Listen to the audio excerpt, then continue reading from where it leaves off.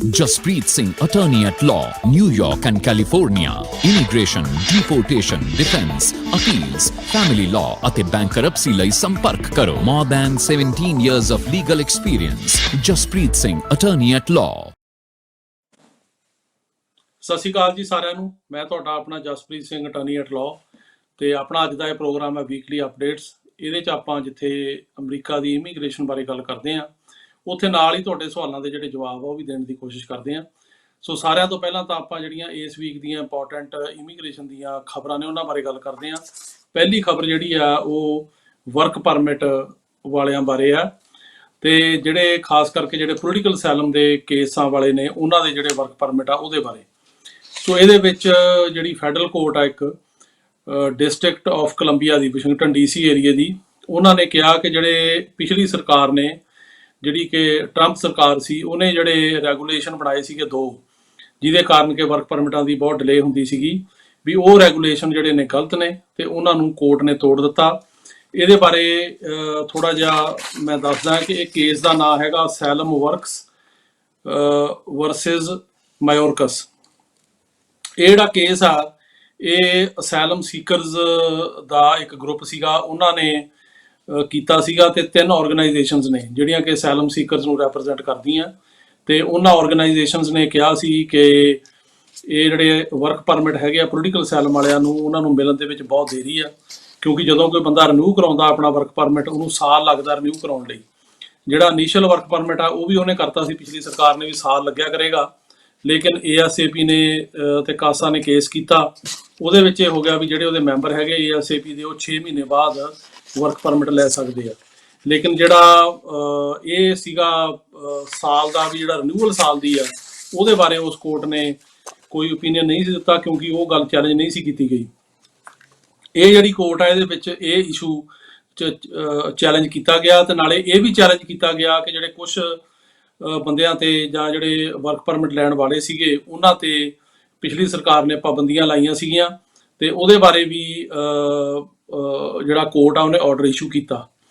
ਹੁਣ ਇਹਦੇ 'ਚ ਜਿਹੜੀ ਪਹਿਲੀ ਰੈਗੂਲੇਸ਼ਨ ਸੀ ਜਿਹਨੂੰ ਕਿ ਕੋਰਟ ਨੇ ਤੋੜਿਆ, ਉਹ ਸੀਗੀ ਟਾਈਮ ਲਾਈਨ ਰਿਪੀਲ ਰੂਲ। ਉਹਦੇ ਵਿੱਚ ਇਹ ਸੀਗਾ ਕਿ ਪਿਛਲੀ ਸਰਕਾਰ ਨੇ, ਟਰੰਪ ਸਰਕਾਰ ਨੇ ਕਿਹਾ ਸੀਗਾ ਕਿ 30 ਦਿਨ ਦਾ ਜਿਹੜਾ ਰੂਲ ਆ, ਜਿਹੜੀ ਡੈਡਲਾਈਨ ਆ, ਉਹ ਅਸੀਂ ਖਤਮ ਕਰਦੇ ਹਾਂ, ਕਿਉਂਕਿ ਪਹਿਲਾਂ ਇਹ ਹੁੰਦਾ ਸੀ ਕਿ 30 ਦਿਨ ਦੇ ਵਿੱਚ ਜਿਹੜੇ ਅਸਾਈਲਮ ਸੀਕਰਸ ਨੇ ਉਹਨਾਂ ਦੇ ਵਰਕ ਪਰਮਿਟ ਐਪਲੀਕੇਸ਼ਨਸ ਦਾ ਫੈਸਲਾ ਸਰਕਾਰ ਨੂੰ ਕਰਨਾ ਪੈਂਦਾ ਸੀ। ਉਹ ਉਹਨੇ ਖਤਮ ਕਰਤਾ ਸੀ, ਜਿਹਦੇ ਕਰਕੇ ਕਿ ਇਹ ਡਿਲੇ ਹੋਣੀ ਸ਼ੁਰੂ ਹੋਈ। ਤੇ ਦੂਜੀ ਰੈਗੂਲੇਸ਼ਨ ਸੀਗੀ EAD ਬਾਰ ਰੂਲ। ਉਹਦੇ ਵਿੱਚ ਉਹਨੇ ਰਿਸਟ੍ਰਿਕਸ਼ਨਸ ਲਾਈਆਂ ਸੀਗੀਆਂ ਕਈ ਵਰਕ ਪਰਮਿਟ ਵਾਲਿਆਂ ਤੇ ਇਹ ਕਿਹਾ ਸੀਗਾ ਕਿ ਜਿਹੜੇ ਵਰਕ ਪਰਮਿਟ ਆ ਉਹਦਾ ਜਿਹੜਾ ਟਾਈਮ ਆ ਉਹ ਮਿਲਣ ਦਾ 150 ਦਿਨ ਤੋਂ ਵਧਾ ਕੇ 1 ਸਾਲ ਕਰ ਦਿੱਤਾ ਸੀ। ਅੱਗੇ ਹੁੰਦਾ ਸੀ ਵੀ 150 ਦਿਨ ਦੇ ਵਿੱਚ ਸਰਕਾਰ ਜਿਹੜੀ ਆ ਉਹ ਫੈਸਲਾ ਕਰਦੀ ਸੀ ਕਿ ਵਰਕ ਪਰਮਿਟ ਦੇਣਾ ਕਿ ਨਹੀਂ ਦੇਣਾ। ਉਹਨੇ ਇਹ ਟਾਈਮ ਵਧਾ ਕੇ 1 ਸਾਲ ਕਰਤਾ, ਤੇ ਕੁਝ ਜਿਹੜੀਆਂ ਕੈਟਾਗਰੀਜ਼ ਨੇ ਉਹ ਵੀ ਜੋੜਤੀਆਂ ਵੀ ਉਹ ਬੰਦਿਆਂ ਨੂੰ ਵਰਕ ਪਰਮਿਟ ਨਹੀਂ ਮਿਲ ਸਕਦਾ, ਜਿਨ੍ਹਾਂ ਵਿੱਚ ਕਿ ਉਹ ਨੇ ਜਿਹੜੇ ਪਹਿਲਾਂ ਇਲੀਗਲ ਕ੍ਰਾਸ ਕਰਕੇ ਬਾਰਡਰ ਆਉਣਗੇ, ਜਾਂ ਜਿਹੜੇ ਬੰਦੇ 1 ਸਾਲ ਤੋਂ ਬਾਅਦ ਅਸਾਈਲਮ ਐਪਲੀਕੇਸ਼ਨ ਲਾਉਣਗੇ, ਜਿਨ੍ਹਾਂ ਨੂੰ ਕਈ ਸਾਲ ਹੋ ਗਏ ਇੱਥੇ ਰਹਿੰਦਿਆਂ ਨੂੰ ਅਸਾਈਲਮ ਲਾਉਂਦੇ ਆ, ਤੇ ਜਾਂ ਕਿਉਂਕਿ ਉਹ ਅਸਾਈਲਮ ਲਈ ਹੱਕਦਾਰ ਨਹੀਂ ਹੁੰਦੇ, ਵਿਦਹੋਲਡਿੰਗ ਆਫ ਰਿਮੂਵਲ ਲਈ ਹੁੰਦੇ ਆ। ਜਿਹੜਾ ਅਸਾਈਲਮ ਵਾਸਤੇ ਉਹੀ ਲਾ ਸਕਦਾ ਜਿਹੜਾ ਵਿਦਨ 1 ਈਅਰ ਆਇਆ ਹੋਵੇ, ਜਿਹੜਾ ਸਾਲ ਤੋਂ ਉੱਪਰ ਹੋਵੇ ਉਹ ਵਿਦਹੋਲਡਿੰਗ ਆਫ ਰਿਮੂਵਲ ਜਾਂ ਪ੍ਰੋਟੈਕਸ਼ਨ ਅੰਡਰ ਕੈਟ, ਜਿਹੜੀਆਂ ਇਹ ਰਿਲੀਫਸ ਨੇ, ਇਹਦੇ ਵਾਸਤੇ ਅਪਲਾਈ ਕਰ ਸਕਦਾ। ਤੇ ਉਹਨਾਂ ਨੂੰ ਉਹਨੇ ਕਿਹਾ ਸੀ ਵਰਕ ਪਰਮਿਟ ਨਹੀਂ ਮਿਲੇਗਾ। ਤੇ ਤੀਸਰੇ ਜਿਹੜੇ ਨੇ ਉਹ ਬੰਦੇ ਨੇ ਜਿਹੜੇ ਕਿ ਇੱਥੇ ਅਪੀਲਾਂ ਚੱਲਦੀਆਂ ਜਿਨ੍ਹਾਂ ਦੀਆਂ, ਵੀ ਉਹ ਵੀ ਨਹੀਂ ਲੈ ਸਕਣਗੇ। ਤੇ ਕੋਰਟ ਨੇ ਉਹ ਜਿਹੜਾ ਉਹਦਾ ਰੈਗੂਲੇਸ਼ਨ ਆ ਉਹ ਵੀ ਤੋੜ ਦਿੱਤਾ। ਤੇ ਹੁਣ ਇਹ ਹੈਗਾ ਕਿ ਉਹਨਾਂ ਨੇ ਇਹ ਕਿਹਾ, ਕੋਰਟ ਨੇ, ਕਿ ਜਿਹੜਾ ਉਸ ਟਾਈਮ ਦਾ ਐਕਟਿੰਗ ਸੈਕਟਰੀ ਸੀ DHS ਦਾ, ਉਹਦੇ ਕੋਲੇ ਉਹ ਕਹਿੰਦੇ ਆ ਪਾਵਰ ਨਹੀਂ ਸੀ ਇਹ ਰੈਗੂਲੇਸ਼ਨ ਬਣਾਉਣ ਦੀ, ਕਿਉਂਕਿ ਉਹਦੀ ਜਿਹੜੀ ਨਿਯੁਕਤੀ ਅਪਾਇੰਟਮੈਂਟ ਆ ਉਹੀ ਗਲਤ ਹੋਈ ਸੀਗੀ। ਤੇ ਇਸ ਕਰਕੇ ਉਹਨਾਂ ਨੇ ਕਿਹਾ ਕਿ ਜਿਹੜਾ ਫੈਡਰਲ ਵੇਕੈਂਸੀਜ਼ ਰਿਫਾਰਮ ਐਕਟ ਹੈਗਾ, FVRA ਐਕਟ, ਉਹਦੇ ਅੰਡਰ ਜਿਹੜਾ ਉਸ ਟਾਈਮ ਦਾ DHS ਦਾ ਐਕਟਿੰਗ ਸੈਕਟਰੀ ਸੀਗਾ ਵੁਲਫ, ਉਹਨੂੰ ਉਹ ਕਹਿੰਦੇ ਆ ਕਿ ਜਿਹੜੀ ਅਪਾਇੰਟਮੈਂਟ ਆ ਉਹਦੀ ਗਲਤ ਹੋਈ ਆ, ਜਿਹਦੇ ਕਰਕੇ ਕਿ ਉਹਨੂੰ ਇਹੋ ਜਿਹੇ ਰੈਗੂਲੇਸ਼ਨ ਬਣਾਉਣ ਦੀ ਉਹਦੇ ਕੋਲੇ ਕੋਈ ਜਿਹੜੀ ਹੈਗੀ ਆ ਉਹ ਤਾਕਤ ਨਹੀਂ ਸੀ। ਤੇ ਕੋਰਟ ਨੇ ਜਿਹੜੇ ਉਹ ਰੈਗੂਲੇਸ਼ਨ ਹੈਗੇ ਆ ਉਹਨਾਂ ਨੂੰ ਤੋੜ ਦਿੱਤਾ, ਤੇ ਇਹ ਕਿਹਾ ਵੀ ਜਿਹੜਾ ਉਸ ਟਾਈਮ ਤੇ ਉਹਨੇ ਕਿਹਾ ਸੀ ਵੀ 1 ਸਾਲ ਲੱਗਿਆ ਕਰੇਗਾ ਵਰਕ ਪਰਮਿਟ ਮਿਲਣ ਦੇ ਵਿੱਚ ਇਨੀਸ਼ੀਅਲ, ਤੇ ਸਾਲ ਹੀ ਲੱਗੇਗਾ ਜਿਨ੍ਹਾਂ ਨੇ ਰਿਨਿਊ ਕਰਾਉਣੇ ਆ, ਉਹ ਕੋਰਟ ਨੇ ਕਿਹਾ ਗਲਤ ਹੈ। ਤੇ ਇਸ ਕਿਸਮ ਦਾ ਰੂਲ ਜਿਹੜਾ ਹੈਗਾ ਬਣਾਉਣ ਦੀ ਕੋਈ ਤਾਕਤ ਨਹੀਂ ਉਹਦੇ ਕੋਲ ਸੀਗੀ, ਤੇ ਉਹਨੇ ਉਹ ਜਿਹੜਾ ਬਣਾਇਆ ਉਹ ਗਲਤ ਬਣਾਇਆ, ਤੇ ਇਸ ਕਰਕੇ ਉਹਨਾਂ ਨੇ ਉਹ ਤੋੜ ਕੇ ਤਾਂ ਪੁਰਾਣਾ ਸਿਸਟਮ ਹੁਣ ਲਾਗੂ ਕਰਤਾ। ਹੁਣ ਜਿਹੜੀ ਸਰਕਾਰ ਆ ਉਹਦੇ ਉੱਤੇ ਕੋਈ ਪਾਬੰਦੀ ਨਹੀਂ ਆ ਕਿ ਉਹ 1 ਸਾਲ ਦੇ ਅੰਦਰ ਅੰਦਰ ਵਰਕ ਪਰਮਿਟ ਨਹੀਂ ਦੇ ਸਕਦੇ। ਹੁਣ ਉਹ 150 ਦਿਨ ਦੇ ਵਿੱਚ ਜਿਹੜਾ ਵਰਕ ਪਰਮਿਟ ਹੈਗਾ ਉਹ ਦੇਣਗੇ। ਜਿਹੜਾ ਸੈਕੰਡ ਰੈਗੂਲੇਸ਼ਨ ਆ EAD ਬਾਰ ਰੂਲ, ਉਹਦੇ ਵਿੱਚ ਇਹ ਸੀਗਾ ਕਿ this included barring work permits for asylum seekers who entered without inspection and those who were deemed to have delayed their asylum applications. The regulation also more than doubled the amount of time asylum seekers had to wait to apply for work permits after filing for asylum. ਮਤਲਬ ਇਹਨਾਂ ਨੇ time ਜਿਹੜਾ ਹੈਗਾ ਉਹ double ਕਰਤਾ ਸੀ, ਤੇ ਉਹਦੇ ਕਰਕੇ ਇਹ ਸਾਲ ਲੱਗ ਰਿਹਾ ਸੀ, ਤੇ ਉਹ ਹੁਣ ਕੋਰਟ ਨੇ ਤੋੜਤਾ। ਤੇ ਹੁਣ ਉਮੀਦ ਆ ਸਾਨੂੰ ਵੀ ਇਹ ਟਾਈਮ ਜਿਹੜਾ ਹੈਗਾ ਇਹ ਘੱਟ ਲੱਗੇਗਾ। ਇਹ ਬੜੀ ਇੰਪੋਰਟੈਂਟ ਖਬਰ ਆ, ਖਾਸ ਕਰਕੇ ਉਹਨਾਂ ਲਈ ਜਿਨ੍ਹਾਂ ਨੇ ਪੋਲੀਟੀਕਲ ਅਸਾਈਲਮ ਦੇ ਕੇਸ ਜਿਨ੍ਹਾਂ ਦੇ ਚੱਲਦੇ ਆ, ਤੇ ਜਿਨ੍ਹਾਂ ਨੂੰ ਸਾਲ ਤੋਂ ਉੱਤੇ ਰਿਨਿਊ ਕਰਾਉਣ ਲਈ ਲੱਗ ਰਿਹਾ। ਉਹਦੇ ਵਿੱਚ ਹੁੰਦਾ ਕੀ ਹੈ, ਜਦੋਂ ਵਰਕ ਪਰਮਿਟ ਖਤਮ ਹੋ ਜਾਂਦਾ ਤੇ ਕਈਆਂ ਦੇ ਡਰਾਈਵਰ ਲਾਇਸੈਂਸ ਖਤਮ ਹੋ ਜਾਂਦੇ ਨੇ, ਕਈਆਂ ਦੇ ਟਰੱਕਿੰਗ ਦੇ ਜਿਹੜੇ ਲਾਇਸੈਂਸ ਹੁੰਦੇ ਕਮਰਸ਼ੀਅਲ ਉਹ ਖਤਮ ਹੋ ਜਾਂਦੇ, ਕਈਆਂ ਦੀ ਜੌਬਾਂ ਚਲੇ ਜਾਂਦੀਆਂ, ਬੜਾ ਔਖਾ ਹੁੰਦਾ। ਤੇ ਉਹ ਜਿਹੜਾ ਪਿਛਲੀ ਸਰਕਾਰ ਨੇ ਕੀਤਾ ਸੀ ਉਹਨੂੰ ਕੋਰਟ ਨੇ ਤੋੜ ਦਿੱਤਾ, ਤੇ ਹੁਣ ਹੋਪਫੁਲੀ ਅਗਲੇ ਆਉਂਦੇ ਮਹੀਨਿਆਂ ਦੇ ਵਿੱਚ ਆਪਾਂ ਦੇਖਾਂਗੇ ਕਿ ਟਾਈਮ ਜਿਹੜਾ ਹੈਗਾ ਵਰਕ ਪਰਮਿਟ ਲੈਣ ਵਾਲਿਆਂ ਦਾ ਉਹ ਘਟੇਗਾ। ਇੱਕਦਮ ਤਾਂ ਨਹੀਂ ਹੋਣ ਲੱਗਿਆ, ਕੋਈ ਕਾਫੀ ਜ਼ਿਆਦਾ ਬੈਕਲੌਗ ਹੈ, ਪਰ ਆਉਂਦੇ ਮਹੀਨਿਆਂ ਦੇ ਵਿੱਚ ਇਹਦੇ ਵਿੱਚ ਚੇਂਜਸ ਆਪਾਂ ਨੂੰ ਦੇਖਣ ਨੂੰ ਮਿਲਣਗੀਆਂ ਕਿ ਉਹ ਟਾਈਮ ਰਿਸਟੋਰ ਹੋਏਗਾ। ਪਲੱਸ ਜਿਹੜੇ ਬੰਦੇ ਅੱਗੇ ਨਹੀਂ ਸੀ ਲੈ ਸਕਦੇ ਵਰਕ ਪਰਮਿਟ, ਜਿਨ੍ਹਾਂ ਵਿੱਚ ਕਿ ਉਹ ਬੰਦੇ ਰੋਕੇ ਸੀ ਜਿਹੜੇ ਕਿ ਓਵਰ 1 ਈਅਰ ਜਿਨ੍ਹਾਂ ਨੇ ਕੇਸ ਕੀਤੇ ਨੇ, ਜਾਂ ਜਿਹੜੇ ਬੰਦੇ ਬਾਰਡਰ ਕ੍ਰਾਸ ਕਰਕੇ ਆਏ ਆ, ਉਹ ਰੂਲ ਵੀ ਹੁਣ ਕੋਰਟ ਨੇ ਜਿਹੜਾ ਹੈਗਾ ਤੋੜ ਦਿੱਤਾ, ਤੇ ਹੁਣ ਉਹ ਬੰਦੇ ਵੀ ਵਰਕ ਪਰਮਿਟ ਲੈ ਸਕਣਗੇ। ਇਹਦੇ ਨਾਲ ਜਿਹੜੀ ਦੂਜੀ ਇੰਪੋਰਟੈਂਟ ਖਬਰ ਆ ਉਹ USCIS ਦੀ ਹੈਗੀ ਆ। ਇਹ ਖਬਰ ਪਿਛਲੇ ਹਫਤੇ ਦੀ ਆ। ਇਹਦੇ ਨਾਲ ਕਿਉਂਕਿ ਵਰਕ ਪਰਮਿਟ ਦੇ ਇਸ਼ੂ ਤੇ ਡੀਲ ਕਰਦੀ ਆ, ਤੇ ਇਹਦੇ ਬਾਰੇ ਮੈਂ ਜ਼ਿਕਰ ਕੀਤਾ ਸੀ ਪਿਛਲੀ ਵਾਰੀ ਵੀ, ਐਤਕੀ ਫੇਰ ਕਰ ਦਿੰਦਾ ਕਿ ਇਹਦੇ ਵਿੱਚ USCIS ਨੇ ਜਿਹੜੀ ਕਿ ਇਮੀਗ੍ਰੇਸ਼ਨ ਸਰਵਿਸ ਆ, ਉਹਨੇ ਕਿਹਾ ਕਿ USCIS will generally grant new and renewed EADs that are valid for 2 years to applicants in the following categories. 2 ਸਾਲ ਦੇ ਵਰਕ ਪਰਮਿਟ ਜਿਹੜੇ ਨੇ ਉਹ ਇਹਨਾਂ ਕੈਟਾਗਰੀਜ਼ ਨੂੰ ਹੁਣ ਮਿਲਿਆ ਕਰਨਗੇ ਜਿਹਨੂੰ ਅੱਗੇ ਨਹੀਂ ਸੀ ਮਿਲਦੇ। ਪਹਿਲਾਂ ਜਿਹੜੀ CO8 ਕੈਟਾਗਰੀ ਆ, ਜਿਹਦੇ ਵਿੱਚ ਕਿ ਪੋਲੀਟੀਕਲ ਅਸਾਈਲਮ ਵਾਲੇ ਜਿਨ੍ਹਾਂ ਦੇ ਕੇਸ ਚੱਲਦੇ ਨੇ, ਅਜੇ ਕੇਸ ਕਿਸੇ ਪਾਸੇ ਲੱਗੇ ਨਹੀਂ, ਇਹ ਕਹਿ ਲਓ ਪਾਸ ਨਹੀਂ ਹੋਏ, ਉਹ ਚੱਲਦੇ ਆ, ਉਹਨਾਂ ਨੂੰ ਮਿਲਦਾ ਸੀ। ਹੁਣ ਐਡ ਕਰਕੇ ਜਿਹੜੀਆਂ ਇਹ ਕੈਟਾਗਰੀਆਂ ਨੇ ਇਹਨਾਂ ਦੇ ਵਿੱਚ ਵੀ 2 ਸਾਲ ਦਾ ਵਰਕ ਪਰਮਿਟ ਹੋ ਗਿਆ। ਪਹਿਲੀ ਕੈਟਾਗਰੀ ਹੈਗੀ ਆ admitted as a refugee A3, ਦੂਜੀ ਹੈਗੀ ਗ੍ਰਾਂਟਡ ਅਸਾਈਲਮ ਜਿਹਨਾਂ ਦਾ ਅਸਾਈਲਮ ਪਾਸ ਹੋ ਜਾਂਦਾ A5, ਫਿਰ ਹੈਗੀ ਆ granted withholding of deportation removal A10, ਵਾਵਾ ਸੈਲਫ ਪਟੀਸ਼ਨਰ C31, ਫਿਰ ਆ paroled into the US for urgent humanitarian reasons C11, ਤੇ granted deferred action non DACA C14। So ਜਿੰਨੀਆਂ ਵੀ ਇਹ ਕੈਟਾਗਰੀਆਂ ਨੇ CO8 ਦੇ ਨਾਲ CO8 ਅਸਾਈਲਮ ਵਾਲੇ ਜਿਨ੍ਹਾਂ ਦੇ ਕੇਸ ਚੱਲਦੇ ਆ, ਉਹ ਤਾਂ ਹੈ ਹੀ 2 ਸਾਲ ਦਾ, ਉਹਦੇ ਨਾਲ ਜਿਹੜੀ A3 ਕੈਟਾਗਰੀ ਆ, A5 ਹੈ, A10 ਹੈ, C31 ਹੈ, C11 ਤੇ C14 ਹੈ, ਇਹਨਾਂ ਨੂੰ ਵੀ ਹੁਣ 2-2 ਸਾਲ ਦੇ ਵਰਕ ਪਰਮਿਟ ਮਿਲਣਗੇ। ਤੇ ਜਿਹੜੀ ਡਿਲੇ ਸੀਗੀ ਉਹ ਮੈਂ ਤੁਹਾਨੂੰ ਦੱਸ ਕੇ ਹਟਿਆ ਹੀ ਆ ਵੀ ਉਹ ਕੋਰਟ ਨੇ ਜਿਹੜਾ ਹੈਗਾ ਉਹ ਦੂਰ ਕਰ ਦਿੱਤੀ ਆ, ਤੇ ਉਹਨਾਂ ਨੇ ਇਹ ਗੱਲ ਕਹੀ ਆ ਵੀ ਹੁਣ ਜਿਹੜਾ ਪਿਛਲੀ ਸਰਕਾਰ ਨੇ ਇਹ ਰੂਲ ਬਣਾਇਆ ਸੀ, ਟਰੰਪ ਨੇ ਬਣਾਇਆ ਸੀ ਰੂਲ ਵੀ 1 ਸਾਲ ਲੱਗੇਗਾ ਵਰਕ ਪਰਮਿਟ ਮਿਲਣ ਨੂੰ ਅਤੇ ਰਿਨਿਊ ਹੋਣ ਨੂੰ, ਦੋਨਾਂ ਨੂੰ ਹੀ। ਤੇ ਉਹ ਜਿਹੜਾ ਸੀਗਾ ਰੂਲ ਉਹ ਹੁਣ ਕੋਰਟ ਨੇ ਕਿਹਾ ਵੀ ਗਲਤ ਆ, ਕਿਉਂਕਿ ਜਿਹੜਾ ਉਸ ਟਾਈਮ ਤੇ DHS ਦਾ ਐਕਟਿੰਗ ਸੈਕਟਰੀ ਸੀਗਾ ਉਹਦੀ ਅਪਾਇੰਟਮੈਂਟ ਗਲਤ ਹੋਈ ਸੀ, ਉਹਦੇ ਕੋਲ ਪਾਵਰ ਨਹੀਂ ਸੀ ਇਦਾਂ ਦੇ ਰੂਲ ਬਣਾਉਣ ਦੀ, ਤੇ ਉਹਨਾਂ ਨੇ ਕਹਿਤਾ ਵੀ ਇਹ ਰੂਲ ਜਿਹੜਾ ਇੰਪਲੀਮੈਂਟ ਨਹੀਂ ਹੋਏਗਾ। ਨਾਲ ਇਹ ਵੀ ਕਹਿਤਾ ਵੀ ਜਿਹੜੀ ਹੁਣ ਦੀ ਸਰਕਾਰ ਹੈ ਨਵੀਂ, ਇਹ ਉਹ ਰੂਲ ਨੂੰ ਫੋਲੋ ਨਹੀਂ ਕਰ ਸਕਦੀ, ਕਿਉਂਕਿ ਉਹ ਰੂਲ ਪਹਿਲਾਂ ਬਣਿਆ ਹੀ ਗਲਤ ਸੀਗਾ, ਤੇ ਇਹ ਸਰਕਾਰ ਨਹੀਂ ਉਹਨੂੰ ਫੋਲੋ ਕਰ ਸਕਦੀ ਜੇ ਕਰਨਾ ਵੀ ਚਾਹੇ। ਤੇ ਇਸ ਕਰਕੇ ਇਹਨਾਂ ਨੂੰ ਜਿਹੜਾ 150 ਦਿਨ ਵਾਲਾ ਰੂਲ ਆ, ਜਿਹੜਾ ਪਹਿਲਾਂ ਚੱਲਦਾ ਸੀ ਕਿ 150 ਦਿਨ ਦੇ ਵਿੱਚ ਜਿਹੜਾ ਵਰਕ ਪਰਮਿਟ ਆ ਉਹਦਾ ਡਿਸੀਜਨ ਦੇਣਾ, ਉਹ ਫੋਲੋ ਕਰਨਾ ਪਏਗਾ। ਇਹਦੇ ਨਾਲ ਇੱਕ ਹੋਰ ਇੰਪੋਰਟੈਂਟ ਖਬਰ ਆ ਉਹ ਹੈਗੀ ਕਿ USCIS ਨੇ ਆਪਣੀ ਮਿਸ਼ਨ ਸਟੇਟਮੈਂਟ ਜਾਰੀ ਕੀਤੀ ਆ। ਉਹਦੇ ਵਿੱਚ ਉਹਨਾਂ ਨੇ ਇਹ ਕਹਿਤਾ ਕਿ America is a nation of immigrant. ਜਿਹੜੀ ਪਹਿਲੀ ਸਰਕਾਰ ਸੀ ਉਹਨੇ ਵਰਡ ਕੱਢ ਦਿੱਤਾ ਸੀ ਉਹਦੇ ਵਿੱਚੋਂ ਕਿ ਨੇਸ਼ਨ ਆਫ ਇਮੀਗ੍ਰੈਂਟਸ ਆ, ਤੇ ਜਿਹੜੀ ਨਿਊ ਇਹਨਾਂ ਦੀ ਸਟੇਟਮੈਂਟ ਆ ਉਹਦੇ ਵਿੱਚ ਲਿਖਿਆ ਗਿਆ ਕਿ USCIS upholds America's promise as a nation of welcome and possibility with fairness, integrity and respect for all we serve। ਸੋ ਇਹਦੇ ਵਿੱਚ ਉਹਨਾਂ ਨੇ ਇਹ ਕਿਹਾ ਕਿ ਅਸੀਂ ਜਿਹੜੇ ਹੈਗੇ ਆ ਉਹ ਫੇਅਰਨੈਸ 'ਚ ਬਿਲੀਵ ਕਰਦੇ ਆ, ਇੰਟੈਗਰਿਟੀ 'ਚ ਕਰਦੇ ਆ, ਤੇ ਸਾਰਿਆਂ ਦੀ ਜਿਹੜੀ ਰਿਸਪੈਕਟ ਆ ਉਹ ਕਰਦੇ ਆ। ਤੇ ਅਮਰੀਕਾ ਜਿਹੜਾ ਹੈਗਾ it's a nation of immigrant. ਜਿਹੜੀ ਪਹਿਲੀ ਸਰਕਾਰ ਨੇ ਜਿਹੜੇ ਇਹ ਇਸ ਕਿਸਮ ਦੇ ਜਿਹੜੇ ਸ਼ਬਦ ਸੀਗੇ ਉਹਦੇ ਵਿੱਚੋਂ ਕੱਢੇ ਸੀ, ਤੇ ਇਹਨਾਂ ਨੇ ਉਹ ਦੁਬਾਰਾ ਜਿਹੜੇ ਹੈਗੇ ਰਿਸਟੋਰ ਕੀਤੇ ਆ, ਕੁਝ ਹੋਰ ਗੱਲਾਂ ਇਹਦੇ ਵਿੱਚ ਐਡ ਕੀਤੀਆਂ ਨੇ। ਇੱਥੋਂ ਹੀ ਸ਼ੋ ਹੁੰਦਾ ਕਿ ਜਿਹੜੀ ਇਹ ਸਰਕਾਰ ਆ, ਇਹ ਜਿਹੜੇ ਬੰਦੇ ਆਉਂਦੇ ਨੇ ਬਾਹਰੋਂ ਇਮੀਗ੍ਰੈਂਟਸ, ਉਹਨਾਂ ਦੀ ਰਿਸਪੈਕਟ ਕਰਦੀ ਆ। ਇਹਨਾਂ ਨੇ ਪਿੱਛੇ ਵੀ ਜਿਹੜਾ ਵਰਡ ਸੀ ਅੱਗੇ ਏਲੀਅਨ ਵਰਡ ਯੂਜ਼ ਹੁੰਦਾ ਸੀ, ਹੁਣ ਏਲੀਅਨ ਦੀ ਥਾਂ ਤੇ ਨਾਨ ਸਿਟੀਜ਼ਨ ਵਰਡ ਕਰਤਾ, ਉਹ ਵੀ ਜ਼ਿਆਦਾ ਰਿਸਪੈਕਟਫੁਲ ਆ। ਜਿਹੜੇ ਬੰਦੇ ਇੱਥੇ ਪੱਕੇ ਨਹੀਂ ਹੈਗੇ ਉਹਨਾਂ ਲਈ ਅੱਗੇ ਟਰਮ ਏਲੀਅਨ ਯੂਜ਼ ਕੀਤੀ ਜਾਂਦੀ ਸੀਗੀ, ਹੁਣ ਇਹਨਾਂ ਨੇ ਕਰਤੀ ਆ ਨਾਨ ਸਿਟੀਜ਼ਨ। ਸੋ ਇਹ ਵੀ ਇੱਕ ਆਪਾਂ ਕਹਿ ਦਈਏ ਵੀ ਰਿਸਪੈਕਟ ਹੈਗੀ ਆ ਉਹਨਾਂ ਬੰਦਿਆਂ ਲਈ ਜਿਹੜੇ ਇੱਥੇ ਇਮੀਗ੍ਰੈਂਟਸ ਨੇ। ਹੋਰ ਜਿਹੜੀ ਇੰਪੋਰਟੈਂਟ ਖਬਰ ਹੈਗੀ ਹੈ ਇਸ ਵੀਕ ਦੀ, ਉਹ ਇਹ ਹੈਗੀ ਆ ਕਿ ਜਿਹੜੀ ਅਮਰੀਕਾ ਨੇ ਜਿਹੜੇ ਵੈਨਜ਼ੂਏਲਾ ਤੋਂ ਬੰਦੇ ਆਏ ਸੀਗੇ ਉਹਨਾਂ ਨੂੰ ਡਿਪੋਰਟ ਕਰਨਾ ਸ਼ੁਰੂ ਕਰ ਦਿੱਤਾ।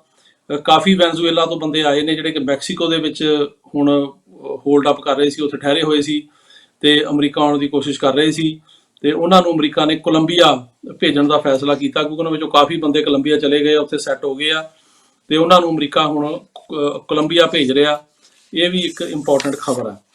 ਇਹਦੇ ਨਾਲ ਨਾਲ ਇੱਕ ਹੋਰ ਇੰਪੋਰਟੈਂਟ ਖਬਰ ਆ, ਉਹ ਹੈਗੀ ਕਿ ਜਿਹੜੀ CBP ਹੈਗੀ ਆ, ਬਾਰਡਰ ਪੈਟਰੋਲ ਜਿਹੜੀ ਏਜੰਸੀ ਆ, US customs and border patrol, ਉਹਨੇ ਜਿਹੜੀਆਂ ਕੁਇਕ ਰਿਸਪੌਂਸ ਟੀਮਸ ਨੇ ਉਹਨਾਂ ਦੇ ਥੋੜਾ ਸ਼ਿਕੰਜਾ ਕੱਸਿਆ ਤੇ ਇਹ ਕਿਹਾ ਵੀ ਜਿਹੜੇ ਉਹਦੇ ਏਜੰਟ ਨੇ ਉਹ ਜਿਹੜੇ ਬੰਦੇ ਆਉਂਦੇ ਆ ਉਹਨਾਂ ਨੂੰ ਚੰਗੀ ਤਰ੍ਹਾਂ ਡੀਲ ਕਰਨ, ਕਿਉਂਕਿ ਜਿਹੜੀਆਂ ਕੁਇਕ ਰਿਸਪੌਂਸ ਟੀਮਸ ਨੇ ਉਹਨਾਂ ਦੀਆਂ ਖਬਰਾਂ ਆਈਆਂ ਸੀ ਵੀ ਬਹੁਤ ਜ਼ਿਆਦਾ ਲੋਕਾਂ ਨੂੰ ਜਿਹੜੇ ਆਉਂਦੇ ਆ ਉਹ ਤੰਗ ਕਈਆਂ ਨੂੰ ਕਰਦੇ ਆ, ਬਹੁਤ ਜ਼ਿਆਦਾ ਰੂਡ ਨੇ ਜਾਂ ਮਿਸਬਿਹੇਵ ਕਰਦੇ ਆ, ਕੁੱਟਮਾਰ ਵੀ ਕਰਦੇ ਆ, ਜਾਂ ਉਹਨਾਂ ਨਾਲ ਬਹੁਤ ਰੂਡ ਤਰੀਕੇ ਨਾਲ ਪੇਸ਼ ਆਉਂਦੇ ਆ। ਤੇ ਉਹ ਖਬਰਾਂ ਵੀ ਹਿਊਮਨ ਰਾਈਟ ਜਿਹੜੇ ਅਬਿਊਜ਼ਸ ਹੁੰਦੇ ਨੇ ਉਹਦੇ ਕਰਕੇ ਜਿਹੜੀਆਂ ਕੁਇਕ ਰਿਸਪੌਂਸ ਟੀਮਸ ਨੇ ਉਹਨਾਂ ਤੇ ਹੁਣ ਸਰਕਾਰ ਨੇ ਇਹ ਕਿਹਾ ਕਿ ਨਵੇਂ ਸਟੈਂਡਰਡ ਜਾਰੀ ਕੀਤੇ ਨੇ ਕਿ ਉਹਨਾਂ ਨੂੰ ਹੁਣ ਜਾਬਤੇ 'ਚ ਰਹਿਣਾ ਪਏਗਾ ਤੇ ਉਹਨਾਂ ਨੂੰ ਆਪਣੀ ਜਿਹੜੀ ਹੈਗੀ ਆ ਉਹ ਜਿਹੜੀ ਇਸ ਕਿਸਮ ਦਾ ਬਿਹੇਵੀਅਰ ਆ ਉਹ ਚੇਂਜ ਕਰਨਾ ਪਏਗਾ। ਇਹ ਤੋਂ ਬਾਅਦ ਜਿਹੜੀਆਂ ਇਮੀਗ੍ਰੇਸ਼ਨ ਕੋਟਾਂ ਨੇ, ਇਹ ਮੈਂ ਲਾਸਟ ਟਾਈਮ ਵੀ ਦੱਸਿਆ ਸੀ ਕਿ ਉਹਦੇ ਵਿੱਚ ਜਿੰਨੀ ਵੀ ਫਾਈਲਿੰਗ ਹੈਗੀ ਆ, ਜਿਹੜੇ ਆ ਪੇਪਰ ਫਾਈਲ ਕਰਦੇ ਆ, ਚਾਹੇ ਅਸਾਈਲਮ ਐਪਲੀਕੇਸ਼ਨ ਕਰਦੇ ਆ ਜਾਂ ਸਪੋਰਟਿੰਗ ਡਾਕੂਮੈਂਟ ਜਿਵੇਂ ਐਫੀਡੇਵਿਟ ਹੁੰਦੇ ਨੇ, ਮੈਡੀਕਲ ਹੁੰਦੇ ਆ, ਪਾਰਟੀ ਲੈਟਰ ਜਾਂ ਕੰਟਰੀ ਕੰਡੀਸ਼ਨ ਦੀਆਂ ਰਿਪੋਰਟਾਂ, ਇਹ ਸਾਰਾ ਜੋ ਵੀ ਆ ਇਹ ਉਹਨਾਂ ਨੇ ਕਹਿਤਾ ਵੀ ਈ ਫਾਈਲਿੰਗ ਨਾਲ ਇਹ ਹੋਏਗਾ। ਤੇ ਇਹ ਈ ਫਾਈਲਿੰਗ ਜਿਹੜੀ ਹੈਗੀ ਇਲੈਕਟ੍ਰੋਨਿਕ ਫਾਈਲਿੰਗ ਹੁਣ ਹੋਇਆ ਕਰੇਗੀ। ਇਹ ਇਹਨਾਂ ਨੇ ਫਰਵਰੀ 11 ਤੋਂ ਲਾਗੂ ਹੋ ਗਈ ਆ।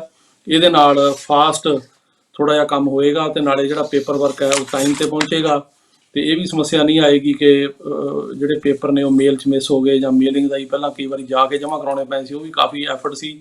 ਹੁਣ ਈਮੇਲ ਜ਼ਰੀਏ ਬੜਾ ਫਾਸਟ ਜਿਹੜਾ ਹੈਗਾ ਉਹ ਫਾਈਲਿੰਗ ਹੋ ਜਾ ਕਰੇਗੀ। ਇਹਦੇ ਨਾਲ ਇਹ ਤਾਂ ਨਹੀਂ ਫਰਕ ਪੈਣਾ ਵੀ ਡੇਟਾ ਜਲਦੀ ਆਉਣਗੀਆਂ, ਪਰ ਜਿਹੜੀ ਫਾਈਲਿੰਗ ਆ ਉਹ ਫਾਸਟ ਹੋਣ ਦਾ ਜਿਹੜਾ ਹੈਗਾ ਉਹ ਫਾਇਦਾ ਹੋ ਜਾਏਗਾ। ਫਾਈਲਿੰਗ ਫਾਸਟ ਇਹਦੇ ਵਿੱਚ ਹੋਣ ਦੀ ਜਿਹੜੀ ਹੈਗੀ ਆ ਉਹ ਉਮੀਦ ਹੈਗੀ ਆ। ਇਹ ਤੋਂ ਇਲਾਵਾ ਜਿਹੜੀ ਹੋਰ ਇੰਪੋਰਟੈਂਟ ਖਬਰ ਹੈਗੀ ਆ ਉਹ ਹੈਗੀ ਆ ਜੀ ਇਮੀਗ੍ਰੇਸ਼ਨ ਜਿਹੜੇ ਬੰਦੇ ਹੁਣ ਕੋਰਟਾਂ ਜਿਨ੍ਹਾਂ ਦੇ ਕੇਸ ਚੱਲਦੇ ਨੇ ਅਸਾਈਲਮ ਦੇ, ਕੇਸ ਅਸਾਈਲਮ ਦੇ ਕਾਫੀ ਜਿਹੜੇ ਹੈਗੇ ਉਹ ਪਾਸ ਹੋ ਰਹੇ ਆ।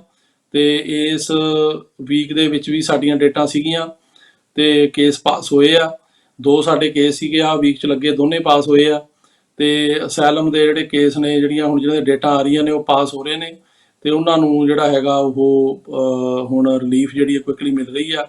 ਕੁਝ ਡੇਟਾ ਵੀ ਜਲਦੀਆਂ ਆਉਣੀਆਂ ਸ਼ੁਰੂ ਹੋਈਆਂ ਨੇ। ਜਿਹੜੇ ਬੰਦੇ ਹੁਣ ਆਹ ਸਾਲ ਆਏ ਨੇ ਕ੍ਰੋਸ ਕਰਕੇ ਬਾਰਡਰ ਜਾਂ ਦਸੰਬਰ ਤੋਂ ਬਾਅਦ, ਉਹਨਾਂ ਦੀਆਂ ਡੇਟਾ ਜਿਹੜੀਆਂ ਨੇ ਫਾਈਨਲ ਡੇਟਾ ਜਲਦੀ ਪੈ ਰਹੀਆਂ। ਕੋਟਾਂ ਜਿਹੜੀਆਂ ਨੇ ਉਹ ਫਾਸਟ ਕਰਨ ਦੀ ਇਹਨੂੰ ਕੋਸ਼ਿਸ਼ ਕਰ ਰਹੀਆਂ ਨੇ। ਸੋ ਇਹ ਸੀਗੀਆਂ ਜੀ ਇੰਪੋਰਟੈਂਟ ਖਬਰਾਂ। ਤੇ ਹੁਣ ਸਮਾਂ ਹੋ ਗਿਆ ਤੁਹਾਡੇ ਸਵਾਲਾਂ ਦੇ ਜਵਾਬ ਦੇਣ ਦਾ, ਤੇ ਆਪਾਂ ਕੋਸ਼ਿਸ਼ ਕਰਦੇ ਹਾਂ ਜੀ ਤੁਹਾਡੇ ਸਵਾਲਾਂ ਦੇ ਜਿਹੜੇ ਜਵਾਬ ਆ ਉਹ ਦੇਣ ਦੀ। ਤੇ ਪਹਿਲਾ ਜਿਹੜਾ ਹੈਗਾ ਉਹ ਸਵਾਲ ਹੈਗਾ ਜੀ ਤੁਹਾਡਾ ਕਿ ਇਹ ਕਹਿ ਰਹੇ ਨੇ ਕਿ ਸਾਡਾ ਧੰਨਵਾਦ ਕਰ ਰਹੇ ਆ ਕਿ ਤੁਸੀਂ ਕਾਫੀ ਜ਼ਿਆਦਾ ਇੰਪੋਰਟੈਂਟ ਖਬਰ ਦਿੰਦੇ ਆ। ਤੇ ਦੇਖੋ ਸਾਡਾ ਫਰਜ਼ ਆ, ਮੈਂ ਸਮਝਦਾ ਵੀ ਜਿਹੜੀ ਵੀ ਇੰਪੋਰਟੈਂਟ ਖਬਰਾਂ ਹੁਣ ਤੁਹਾਡੇ ਤੱਕ ਪਹੁੰਚਾਈਆਂ ਜਾਣ, ਉਹਦੇ ਨਾਲ ਨਾਲ ਜਿਹੜਾ ਹੈਗਾ ਉਹ ਜਿਹੜੀ ਜਾਣਕਾਰੀ ਹੈਗੀ ਆ ਉਹ ਸਰਲ ਲੈਂਗੁਏਜ ਦੇ ਵਿੱਚ, ਸੌਖੀ ਲੈਂਗੁਏਜ ਦੇ ਵਿੱਚ ਦਿੱਤੀ ਜਾਵੇ, ਤੇ ਉਹਦੇ ਨਾਲ ਨਾਲ ਤਾਂ ਕਿ ਸਾਰਿਆਂ ਨੂੰ ਉਹਦਾ ਜਿਹੜਾ ਫਾਇਦਾ ਹੈ ਉਹ ਹੋ ਸਕੇ। ਹੁਣ ਆਪਾਂ ਜੀ ਗੱਲ ਕਰਦੇ ਹੈਗੇ ਆ ਫਰਵਰੀ ਦਾ ਜਿਹੜਾ ਵੀਜ਼ਾ ਬੁਲਟਨ ਹੈਗਾ ਇਹਦੀ ਗੱਲ। ਤੇ ਇਹਦੇ 'ਚ ਇਸ ਤਰ੍ਹਾਂ ਹੈ ਕਿ ਜਿਹੜਾ ਵੀਜ਼ਾ ਬੁਲਟਨ ਹੈ ਇਹ 'ਚ ਡੇਟਾਂ ਜਿਹੜੀਆਂ ਨੇ ਮੂਵ ਨਹੀਂ ਹੋਈਆਂ। ਆਪਾਂ ਨੂੰ ਪਤਾ ਹੀ ਆ ਕਿ ਇਹਦੇ 'ਚ ਜਿਹੜੀ ਡੇਟ ਆ ਉਹ ਅਜੇ 22 ਮਾਰਚ 15 ਸਤੰਬਰ 2005 ਚੱਲ ਰਹੀ ਆ। F4 ਕੈਟੇਗਰੀ ਦੀ ਜਿਹੜੀ F3 ਕੈਟੇਗਰੀ ਆ ਉਹਦੇ 'ਚ ਹੈਗੀ ਆ 22 ਨਵੰਬਰ 2008। F2B 'ਚ ਹੈਗੀ ਆ 22 ਸਤੰਬਰ 2015 F2A ਕਰੰਟ ਹੈ ਤੇ ਜਿਹੜੀ F1 ਕੈਟਾਗਰੀ ਹੈ ਜੀ ਉਹਦੇ 'ਚ ਹੈਗੀ ਆ 1 ਦਸੰਬਰ 2014। ਸੋ ਇਹ ਡੇਟਾ ਜਿਹੜੀਆਂ ਹੈਗੀਆਂ ਨੇ ਸਟਿਲ ਇਹੀ ਮਤਲਬ ਹੈਗੀਆਂ, ਮੂਵ ਨਹੀਂ ਹੋਈਆਂ, 3-4 ਮਹੀਨੇ ਤੋਂ ਮੂਵ ਨਹੀਂ ਹੋਈਆਂ। ਮੈਂ ਲਾਸਟ ਟਾਈਮ ਵੀ ਦੱਸਿਆ ਸੀ। ਤੇ ਇਹਦੇ 'ਚ ਐਫਰਟ ਜਾਰੀ ਆ ਸਾਰੇ ਪਾਸਿਓਂ ਹੀ। ਤੇ ਇਹਦੇ 'ਚ ਕੋਸ਼ਿਸ਼ ਹੈਗੀ ਆ ਕਿ ਜੇ ਇਹ ਜਿਹੜੀਆਂ ਡੇਟਾ ਹੈਗੀਆਂ ਇਹ ਕਿਸੇ ਤਰੀਕੇ ਦੇ ਨਾਲ ਫਾਸਟ ਹੋ ਸਕਣ, ਪਰ ਅਜੇ ਲੱਗ ਨਹੀਂ ਰਿਹਾ ਕਿ ਇਹਦੇ 'ਚ ਕੋਈ ਐਫਰਟ ਜਿਹੜੀ ਹੈਗੀ ਆ ਉਹ ਹੋਏਗੀ ਫਾਸਟ ਕਰਨ ਦੀ। ਪਰ ਹੁਣ ਦੇਖਾਂਗੇ ਮਾਰਚ ਦੇ ਵਿੱਚ ਕਿੰਨਾ ਕੁ ਇਹਦੇ 'ਚ ਕੋਈ ਇਹਨੂੰ ਤੇਜ਼ ਕਰਨ ਦਾ ਕੋਈ ਸਰਕਾਰ ਫੈਸਲਾ ਕਰਦੀ ਆ ਜਾਂ ਇੰਟਰਵਿਊਜ਼ ਹੁੰਦੀਆਂ ਨੇ। ਤੇ ਇਹਦਾ ਹੁਣ ਮਾਰਚ 'ਚ ਅਗਲੇ ਮਹੀਨੇ ਜਿਹੜਾ ਉਹ ਪਤਾ ਚੱਲੇਗਾ। ਇਹਦੇ ਨਾਲ ਨਾਲ ਜਿਹੜੀ ਅਗਲਾ ਸਵਾਲ ਆ ਸਾਡਾ ਉਹਦੇ ਨਾਲ ਹੀ ਸੰਬੰਧਿਤ ਆ। ਉਹ ਇਹ ਕਹਿ ਰਹੇ ਨੇ ਕਿ ਜਿਹੜਾ F4 ਕੈਟਾਗਰੀ ਆ ਉਹਦੇ ਵਿੱਚ ਡਾਕੂਮੈਂਟ ਜਿਹੜੇ ਐਕਸੈਪਟ ਹੋ ਰਹੇ ਨੇ ਉਹਦੀ ਕੀ ਡੇਟ ਆ। ਉਹਦੀ ਡੇਟ ਹੈਗੀ ਆ ਜੀ F4 ਕੈਟਾਗਰੀ ਦੀ ਡਾਕੂਮੈਂਟ ਐਕਸੈਪਟ ਹੋਣ ਦੀ ਜਿਹੜੀ ਡੇਟ ਆ ਉਹ ਹੈਗੀ ਆ ਜੀ 1 ਜਨਵਰੀ 2006। ਸੋ 1 ਜਨਵਰੀ 2006 ਦੀ ਜਿਹੜੀ ਡੇਟ ਆ ਉਹ ਹੈ ਇਹਦੇ 'ਚ ਐਕਸੈਪਟ ਹੋਣ ਦੀ। ਤੇ ਜਿਹੜੀ ਤੇ ਐਡਜੂਡੀਕੇਸ਼ਨ ਹੋ ਰਹੀ ਆ ਉਹ ਹੈਗੀ ਆ 15 ਸਤੰਬਰ 2005। ਸੋ ਇਸ ਕਰਕੇ ਇਹਦੇ ਤੇ ਕਾਫੀ ਜ਼ਿਆਦਾ ਜਿਹੜਾ ਹੈਗਾ ਉਹ ਡਿਲੇ ਆ ਤੇ ਮੂਵਮੈਂਟ ਵਗੈਰਾ ਨਹੀਂ ਹੋ ਰਹੀ। ਸੋ ਡਿਲੇ ਨੂੰ ਦੂਰ ਕਰਨ ਦਾ ਦੇਖਦੇ ਹਾਂ ਅਗਲੇ ਟਾਈਮ ਤੇ ਸਰਕਾਰ ਕੀ ਫੈਸਲਾ ਕਰਦੀ ਆ। ਪਰ ਅਜੇ ਕੋਈ ਪੱਕਾ ਸ਼ੋਰ ਨਹੀਂ ਹੈਗਾ ਕਿ ਇਹਦੇ 'ਚ ਕੋਈ ਜੇ ਇਹ ਤੇਜ਼ੀ ਆਏਗੀ। ਅਗਲਾ ਸਵਾਲ ਹੈ ਜੀ ਕਿ ਮੇਰੀ ਸਿਸਟਰ ਨੇ ਮੇਰਾ ਅਪਲਾਈ ਕੀਤਾ ਸੀ 2010 'ਚ F4 ਕੈਟਾਗਰੀ 'ਚ। ਜਦੋਂ ਅਪਲਾਈ ਕੀਤਾ ਸੀਗਾ ਅਸੀਂ ਇੰਡੀਆ 'ਚ ਸੀ, ਹੁਣ ਅਸੀਂ ਰਮਾਨੀਆ ਚਲੇ ਗਏ ਹਾਂ ਤੇ ਕੰਟਰੀ ਦਾ ਐਡਰੈਸ ਚੇਂਜ ਕਰ ਸਕਦੇ ਹਾਂ। ਹਾਂਜੀ ਕਰ ਸਕਦੇ ਹੋ, ਪਰ ਤੁਹਾਨੂੰ ਉੱਥੋਂ ਦੀ ਜਿਹੜੀ ਪਹਿਲਾਂ ਰੈਜ਼ੀਡੈਂਸੀ ਜਾਂ ਸਿਟੀਜ਼ਨਸ਼ਿਪ ਲੈਣੀ ਪੈਣੀ ਆ। ਜੇ ਤੁਹਾਨੂੰ ਉੱਥੋਂ ਦੀ ਸਿਟੀਜ਼ਨਸ਼ਿਪ ਮਿਲਦੀ ਆ ਤਾਂ ਫਿਰ ਤੁਸੀਂ ਜਿਹੜਾ ਐਡਰੈਸ ਚੇਂਜ ਹੈਗਾ ਉਹ ਜ਼ਰੂਰ ਕਰ ਸਕੋਗੇ। ਤੇ ਉਹ ਕਰਕੇ ਤੁਹਾਨੂੰ ਫਿਰ ਤੁਸੀਂ ਉਹਦੇ 'ਚ ਤੁਹਾਨੂੰ ਜਿਹੜਾ ਹੈਗਾ ਉਹਨਾਂ ਨੂੰ ਫਾਰਮ ਕਰਨਾ ਪੈਣਾ USCIS ਨੂੰ, ਤੇ ਉਹ ਚੇਂਜ ਹੋ ਜਾਏਗਾ। ਅਗਲਾ ਸਵਾਲ ਹੈ ਜੀ ਕਿ I-751 ਪਟੀਸ਼ਨ ਦਾ ਕਿੰਨਾ ਟਾਈਮ ਲੱਗਦਾ। ਅਸੀਂ ਪਟੀਸ਼ਨ ਜੁਲਾਈ 2020 'ਚ ਫਾਈਲ ਕੀਤੀ ਸੀ। I-751 ਜਿਹੜੀ ਪਟੀਸ਼ਨ ਹੈ ਇਹ ਹੁੰਦੀ ਹੈ ਜੀ ਅਸੈਲੀ ਕੰਡੀਸ਼ਨ ਰਿਮੂਵਲ ਦੀ, ਕਿ ਜਦੋਂ ਕੋਈ ਬੰਦਾ ਵਿਆਹ ਕਰਾਉਂਦਾ US ਸਿਟੀਜ਼ਨ ਦੇ ਨਾਲ ਤੇ ਉਹਨੂੰ 2 ਸਾਲ ਦਾ ਗ੍ਰੀਨ ਕਾਰਡ ਮਿਲਦਾ। ਉਹ 2 ਸਾਲ ਪੂਰੇ ਹੋਣ ਤੋਂ ਤਕਰੀਬਨ ਤੁਸੀਂ ਕਹਿ ਲਓ ਕਿ 3 ਮਹੀਨੇ ਪਹਿਲਾਂ ਇਹ ਪਟੀਸ਼ਨ ਕਰਨੀ ਪੈਂਦੀ ਹੈ। ਜੇ ਤਾਂ ਵਿਆਹ ਠੀਕ ਠਾਕ ਚੱਲ ਰਿਹਾ ਫਿਰ ਜੁਆਇੰਟ ਪਟੀਸ਼ਨ ਹੁੰਦੀ ਆ, ਪਰ ਕਈਆਂ ਦਾ ਜਿਹੜਾ ਵਿਆਹ ਹੁੰਦਾ ਉਹ 'ਚ ਪ੍ਰੋਬਲਮ ਆ ਜਾਂਦੀ ਆ, ਉਹ ਫਿਰ ਸਿੰਗਲ ਤੌਰ ਤੇ ਵੀ ਕਰ ਸਕਦੇ ਆ ਡਿਵੋਰਸ ਫਾਈਲ ਕਰਨ ਤੋਂ ਬਾਅਦ। ਤੇ ਇਹ ਜਿਹੜੀ ਪਟੀਸ਼ਨ ਹੈਗੀ ਆ ਇਹਦੇ 'ਚ ਤਕਰੀਬਨ ਅੱਜ ਕੱਲ੍ਹ ਆਲਮੋਸਟ 2 ਸਾਲ ਲੱਗ ਰਹੇ ਆ। ਸੋ ਜੇ ਤੁਸੀਂ 2020 ਜੁਲਾਈ 'ਚ ਕੀਤੀ ਆ ਤਾਂ 2022 ਜੁਲਾਈ ਦੇ ਆਸ-ਪਾਸ ਤੁਹਾਨੂੰ ਆਉਣ ਦੀ ਜਿਹੜੀ ਡੇਟ ਆਉਣ ਦੀ ਉਮੀਦ ਹੋ ਸਕਦੀ ਆ। ਪਰ ਕੋਈ ਪੱਕਾ ਮਤਲਬ ਸ਼ਿਓਰ ਨਹੀਂ, ਜ਼ਿਆਦਾ ਟਾਈਮ ਵੀ ਲੱਗ ਸਕਦਾ, ਕੋਈ ਕਾਫੀ ਜ਼ਿਆਦਾ ਜਿਹੜੀ ਹੈਗੀ ਆ ਉਹ ਡਿਲੇ ਹੈਗੀ ਆ ਇਮੀਗ੍ਰੇਸ਼ਨ ਦੇ ਵਿੱਚ। ਅਗਲਾ ਸਵਾਲ ਹੈ ਜੀ ਕਿ ਅਸੀਂ U ਵੀਜ਼ਾ 4 ਸਾਲ ਪਹਿਲਾਂ ਅਪਲਾਈ ਕੀਤਾ ਸੀਗਾ, ਸਾਨੂੰ ਅਜੇ ਤੱਕ ਉਹਦੀ ਕੋਈ ਅਪਰੂਵਲ ਵਗੈਰਾ ਜਾਂ ਨਹੀਂ ਆਈ ਤੇ ਅਸੀਂ ਵਰਕ ਪਰਮਿਟ ਅਪਲਾਈ ਕਰ ਸਕਦੇ ਹਾਂ ਕਿ ਨਹੀਂ। ਦੇਖੋ ਇਸ ਤਰ੍ਹਾਂ ਹੈ ਕਿ ਇਹਨੂੰ ਕਾਫੀ ਟਾਈਮ ਲੱਗ ਰਿਹਾ। ਸੋ ਜੇ ਅਪਰੂਵਲ ਨਹੀਂ ਆਈ ਤੁਸੀਂ ਉਹਨਾਂ ਨਾਲ ਕੰਟੈਕਟ ਕਰੋ, ਤੁਹਾਡਾ ਜੇ ਕੋਈ ਵਕੀਲ ਆ ਤਾਂ ਉਹ ਕੰਟੈਕਟ ਕਰੇ। ਸੋ ਟਰਾਈ ਕਰੋ ਕੰਟੈਕਟ ਕਰਨ ਦੀ ਵੀ, ਤਾਂ ਕਿ ਤੁਹਾਨੂੰ ਉਹ 'ਚ ਕੋਈ ਜਿਹੜਾ ਹੈਗਾ ਉਹ ਫਾਇਦਾ ਮਿਲ ਸਕੇ। ਤੇ ਲੇਕਿਨ ਡਿਲੇ ਜ਼ਰੂਰ ਹੈਗੀ ਇਹਦੇ 'ਚ। ਸੋ ਪਰ ਤੁਸੀਂ ਇਨਕੁਆਇਰੀ ਕਰ ਸਕਦੇ ਹੋ, ਕੋਈ ਸ਼ੱਕ ਨਹੀਂ। ਅਗਲਾ ਸਵਾਲ ਹੈ ਜੀ ਕਿ ਮੇਰੇ ਬੇਟੇ ਨੇ ਗ੍ਰੀਨ ਕਾਰਡ ਅਪਲਾਈ ਕੀਤਾ ਸੀ ਜੁਲਾਈ 21 'ਚ ਤੇ ਸਾਡਾ ਤੇ ਅਸੀਂ ਐਡਵਾਂਸ ਪਰੋਲ ਲੈ ਸਕਦੇ ਹਾਂ। ਦੇਖੋ ਜੇ ਤੁਸੀਂ ਅਮਰੀਕਾ 'ਚ ਹੀ ਹੋ ਤੁਹਾਡੀ ਐਂਟਰੀ ਲੀਗਲ ਆ, ਕਿਉਂਕਿ ਗ੍ਰੀਨ ਕਾਰਡ ਅਮਰੀਕਾ 'ਚ ਅਪਲਾਈ ਕਰਨ ਵਾਸਤੇ ਸ਼ਰਤ ਇਹ ਹੁੰਦੀ ਆ ਕਿ ਐਂਟਰੀ ਲੀਗਲ ਹੋਣੀ ਚਾਹੀਦੀ ਆ। ਤੇ ਜੇ ਐਂਟਰੀ ਲੀਗਲ ਹੈਗੀ ਆ ਤੇ ਬੇਟਾ ਸਿਟੀਜ਼ਨ ਉਹਨੇ ਅਪਲਾਈ ਕੀਤਾ, ਤੁਸੀਂ ਐਡਵਾਂਸ ਪਰੋਲ ਲਈ ਅਪਲਾਈ ਕਰ ਸਕਦੇ ਹੋ। ਪਰ ਜ਼ਰੂਰੀ ਨਹੀਂ ਕਿ ਐਡਵਾਂਸ ਪਰੋਲ ਤੁਹਾਨੂੰ ਉਦੋਂ ਹੀ ਮਿਲ ਜੇਗੀ। ਐਡਵਾਂਸ ਪਰੋਲ ਮਿਲਣ ਵਾਸਤੇ ਤੇ ਵਰਕ ਪਰਮਿਟ ਜਿਹੜਾ ਮਿਲਣ ਵਾਸਤੇ ਟਾਈਮ ਲੱਗਦਾ, ਕਿਉਂਕਿ ਜਿਹੜੀ 485 adjustment of status the application ਹੁੰਦੀ ਉਹਦੇ ਨਾਲ ਐਡਵਾਂਸ ਪਰੋਲ ਤੇ ਵਰਕ ਪਰਮਿਟ ਦੋਨੇ ਅਪਲਾਈ ਹੋ ਜਾਂਦੇ ਆ। ਤੇ ਅਗਲਾ ਸਵਾਲ ਹੈ ਜੀ ਕਿ ਅਗਰ ਅਸੈਲਮ ਕੇਸ 2019 ਤੋਂ ਕਿਸੇ ਦਾ ਇੱਥੇ ਚੱਲ ਰਿਹਾ ਤੇ ਉਸ ਤੋਂ ਬਾਅਦ ਹੋਲਡ ਤੇ ਆ ਤੇ ਉਹਦੀ ਫੈਮਿਲੀ ਜੇ ਬਾਰਡਰ ਕ੍ਰੋਸ ਕਰਕੇ ਇੰਡੀਆ ਤੋਂ ਇੱਥੇ ਆ ਜਾਵੇ ਤਾਂ ਉਹਦਾ ਕੀ ਹੋਏਗਾ। ਦੇਖੋ ਇਸ ਤਰ੍ਹਾਂ ਆ ਕਿ ਜੇ ਫਰਜ਼ ਕਰੋ ਅਸੈਲਮ ਦਾ ਕੇਸ ਕਿਸੇ ਦਾ ਚੱਲਦਾ, ਉਹ ਹੋਲਡ ਤੇ ਆ ਤੇ ਜਿਹੜੀ ਫੈਮਿਲੀ ਆ ਉਹ ਉੱਥੋਂ ਇੰਡੀਆ ਤੋਂ ਆਈ ਆ, ਉਹਦੇ ਵਿੱਚ ਫੈਮਿਲੀ ਦਾ ਅੱਡ ਕੇਸ ਲੱਗੇਗਾ, ਉਹਦੇ ਨਾਲ ਅਟੈਚ ਨਹੀਂ ਇੱਦਾਂ ਹੋਣ ਲੱਗਿਆ। ਉਹਨਾਂ ਨੂੰ ਆਪਣਾ ਅੱਡ ਦੱਸਣਾ ਪਏਗਾ ਵੀ ਕੀ ਪ੍ਰੋਬਲਮ ਆ, ਕਿਉਂ ਆਏ ਆ ਉਹ। ਲੇਕਿਨ ਉਹਦੇ ਬਾਰੇ ਇਨਫੋਰਮੇਸ਼ਨ ਇਵੈਂਚੁਅਲੀ ਦੇਣੀ ਪਏਗੀ ਉਹਨਾਂ ਨੂੰ ਕਿ ਸਾਡਾ ਜਿਹੜਾ ਰਿਲੇਟਿਵ ਹੈ ਜਾਂ ਹਸਬੈਂਡ ਹੈ ਉਹ ਇੱਥੇ ਆ, ਲੇਕਿਨ ਉਹਨਾਂ ਦੀ ਆਪਣੀ ਤੌਰ ਤੇ ਉਹਨਾਂ ਨੂੰ ਇਹ ਸਾਬਤ ਕਰਨਾ ਪਏਗਾ ਵੀ ਕਿਉਂ ਆਏ ਨੇ, ਕੀ ਉਹਨਾਂ ਨੂੰ ਸਮੱਸਿਆ, ਕੀ ਪ੍ਰੋਬਲਮ ਹੈ। ਤੇ ਅਲਟੀਮੇਟ ਜਦੋਂ ਕੋਰਟ ਦੇ ਵਿੱਚ ਕੇਸ ਜਾਂਦੇ ਨੇ ਉਸ ਟਾਈਮ ਤੇ ਸਾਰੀ ਫੈਮਿਲੀ ਦਾ ਕੇਸ ਜਿਹੜਾ ਇਕੱਠਾ ਇਮੀਗ੍ਰੇਸ਼ਨ ਜੱਜ ਕਰ ਸਕਦੇ ਨੇ, ਉਹ ਜੁਆਇਨ ਹੋ ਜਾਂਦੇ ਆ ਕੇਸ, ਪਰ ਸ਼ੁਰੂ ਦੇ ਵਿੱਚ ਇਹ ਅੱਡ ਅੱਡ ਹੀ ਲੱਗਣਗੇ। ਅਗਲਾ ਸਵਾਲ ਹੈ ਜੀ ਕਿ ਇਟਾਲੀਅਨ ਸਿਟੀਜ਼ਨ ਮੈਂ ਤੇ ਅਮਰੀਕਾ 'ਚ ਇਮੀਗ੍ਰੇਟ ਹੋਣ ਦਾ ਕੋਈ ਤਰੀਕਾ ਹੈ? ਦੇਖੋ ਜੀ, ਇਟਾਲੀਅਨ ਸਿਟੀਜ਼ਨ ਦਾ ਅਮਰੀਕਾ 'ਚ ਇਮੀਗ੍ਰੇਟ ਹੋਣ ਦਾ ਕੋਈ ਇਸ ਤਰ੍ਹਾਂ ਤਰੀਕਾ ਨਹੀਂ। ਤੁਸੀਂ ਵਿਜ਼ਟਰ ਵੀਜ਼ੇ ਤੇ ਆ ਸਕਦੇ ਹੋ, ਲੇਕਿਨ ਕੰਮ ਕਰਨ ਦੀ ਤੁਹਾਨੂੰ ਇੱਥੇ ਕੋਈ ਜਿਹੜੀ ਆ ਉਹ ਨਹੀਂ ਮਿਲ ਸਕਦਾ, ਵਰਕ ਪਰਮਿਟ ਵਗੈਰਾ ਜਾਂ ਕੰਮ ਕਰਨ ਦੀ ਇਜਾਜ਼ਤ। ਤੇ ਇਹ ਲੇਕਿਨ ਤੁਸੀਂ ਵਿਜ਼ਿਟ ਕਰਨ ਵਾਸਤੇ ਇੱਥੇ ਜ਼ਰੂਰ ਆ ਸਕਦੇ ਹੋ। ਅਗਲਾ ਸਵਾਲ ਹੈ ਜੀ ਕਿ F4 ਕੈਟਾਗਰੀ ਦੇ ਵਿੱਚ ਜਨਵਰੀ 6 2005 ਨੂੰ ਅਪਲਾਈ ਕੀਤਾ ਸੀ, ਡਾਕੂਮੈਂਟ ਸਬਮਿਟ ਹੋ ਗਏ ਜੀ 16 ਸਤੰਬਰ 2019 ਨੂੰ, ਕਦੋਂ ਅਸੀਂ ਇੰਟਰਵਿਊ ਐਕਸਪੈਕਟ ਕਰਾਂਗੇ? ਇਹਦੇ 'ਚ ਇਸ ਤਰ੍ਹਾਂ ਹੈ ਜੀ ਕਿ ਮੈਂ ਹੁਣ ਵੀਜ਼ਾ ਬੁਲੇਟਿਨ ਜਿਹੜਾ ਹੈਗਾ ਇਹ ਤੁਹਾਨੂੰ ਦੇਖ ਕੇ ਦੱਸਦਾ ਕਿ ਇਹਦੇ ਵਿੱਚ ਕੀ ਤੁਹਾਡਾ ਹੈ ਸਿਚੁਏਸ਼ਨ। ਤੇ ਬੇਸਿਕਲੀ ਇਹ ਆ ਕਿ 15 ਸਤੰਬਰ 2005 ਚੱਲ ਰਿਹਾ, ਪਰ ਤੁਸੀਂ ਜਨਵਰੀ ਦਾ ਅਪਲਾਈ ਕੀਤਾ, ਅਜੇ ਤੱਕ ਤੁਹਾਡੀ ਇੰਟਰਵਿਊ ਜਿਹੜੀ ਆ ਉਹ ਨਹੀਂ ਆਈ। ਤੇ ਮੈਨੂੰ ਲੱਗਦਾ ਕਿ ਜਦੋਂ ਆ ਖੁੱਲ੍ਹੇਗਾ, ਸ਼ੁਰੂ ਹੋਏਗਾ ਕੰਮ ਇੰਟਰਵਿਊ, ਤੁਹਾਡੀ ਇੰਟਰਵਿਊ ਹੋਣੀ ਚਾਹੀਦੀ ਆ। ਤੁਹਾਨੂੰ ਵੇਟ ਕਰਨੀ ਪੈਣੀ ਆ, ਡਿਲੇ ਹੈਗੀ ਆ ਸਾਰਿਆਂ ਲਈ ਆ, ਲੇਕਿਨ ਤੁਹਾਨੂੰ ਇਹਦੇ 'ਚ ਵੇਟ ਕਰਨੀ ਪਏਗੀ। ਤੇ ਹੋ ਸਕਦਾ 2 ਮਹੀਨੇ ਲੱਗਣ, ਹੋ ਸਕਦਾ 3 ਲੱਗਣ, 4। ਇਹਦੇ ਬਾਰੇ ਅਜੇ ਆਪਾਂ ਐਗਜ਼ੈਕਟਲੀ ਨਹੀਂ ਕਹਿ ਸਕਦੇ ਵੀ ਕਿੰਨਾ ਟਾਈਮ ਲੱਗੇਗਾ। ਅਗਲਾ ਸਵਾਲ ਹੈ ਜੀ ਕਿ ਮੇਰੀ ਅਪੀਲ ਅਪਰੂਵ ਹੋ ਗਈ ਸੀ 19 ਅਪ੍ਰੈਲ 2021 ਨੂੰ, ਤੇ ਰਿਲੀਜੀਅਸ ਮਿਨਿਸਟਰ ਦੀ ਤੇ ਕੇਸ ਰੀਓਪਨ ਹੋ ਗਿਆ, ਤੇ ਇਹਨੂੰ ਅਗਲਾ ਟਾਈਮ ਕਿੰਨਾ ਲੱਗੇਗਾ? ਦੇਖੋ, ਜੇ ਤੁਹਾਡੀ ਅਪੀਲ ਅਪਰੂਵ ਹੋ ਗਈ ਹੈ, ਪਤਾ ਨਹੀਂ ਤੁਹਾਡਾ R1 ਦਾ ਕੇਸ ਸੀਗਾ ਕਿ I360 ਪਟੀਸ਼ਨ ਸੀ, ਤੇ ਉਸ ਤੋਂ ਬਾਅਦ ਇਹ ਵੀ ਦੇਖਣਾ ਪੈਣਾ ਕਿ ਤੁਹਾਡਾ ਅੰਡਰਲਾਈਨ ਜਿਹੜਾ ਕੇਸ ਆ ਉਹਦੀ ਕੀ ਹੈਗੀ ਆ ਪੋਜੀਸ਼ਨ, ਤੇ ਉਹ ਦੇਖ ਕੇ ਹੀ ਆਪਾਂ ਐਗਜ਼ੈਕਟ ਇਹ ਦੱਸ ਸਕਦੇ ਹਾਂ ਕਿ ਅਗਲਾ ਸਟੈਪ ਕੀ ਹੋਏਗਾ। ਅਗਲਾ ਸਵਾਲ ਹੈ ਜੀ ਕਿ ਜੇ ਅਮਰੀਕਨ ਸਿਟੀਜ਼ਨ ਵਿਆਹ ਕਰਨ ਵਾਸਤੇ ਜਾਂਦਾ ਤਾਂ ਕਿੰਨਾ ਟਾਈਮ ਲੱਗਦਾ ਸਪਾਊਸਲ ਵੀਜ਼ਾ ਲੈਣ ਲਈ? ਦੇਖੋ ਜੀ, ਗੱਲ ਇਹ ਆ ਕਿ ਜਿਹੜਾ ਅਮਰੀਕਨ ਸਿਟੀਜ਼ਨ ਆ, ਜੇ ਉਹ ਵਿਆਹ ਕਰਦਾ US ਸਿਟੀਜ਼ਨ ਦੇ ਨਾਲ, ਨੂੰ ਅੱਜ ਕੱਲ੍ਹ ਤਕਰੀਬਨ 1.5 ਤੋਂ 2 ਸਾਲ ਲੱਗ ਰਹੇ ਆ।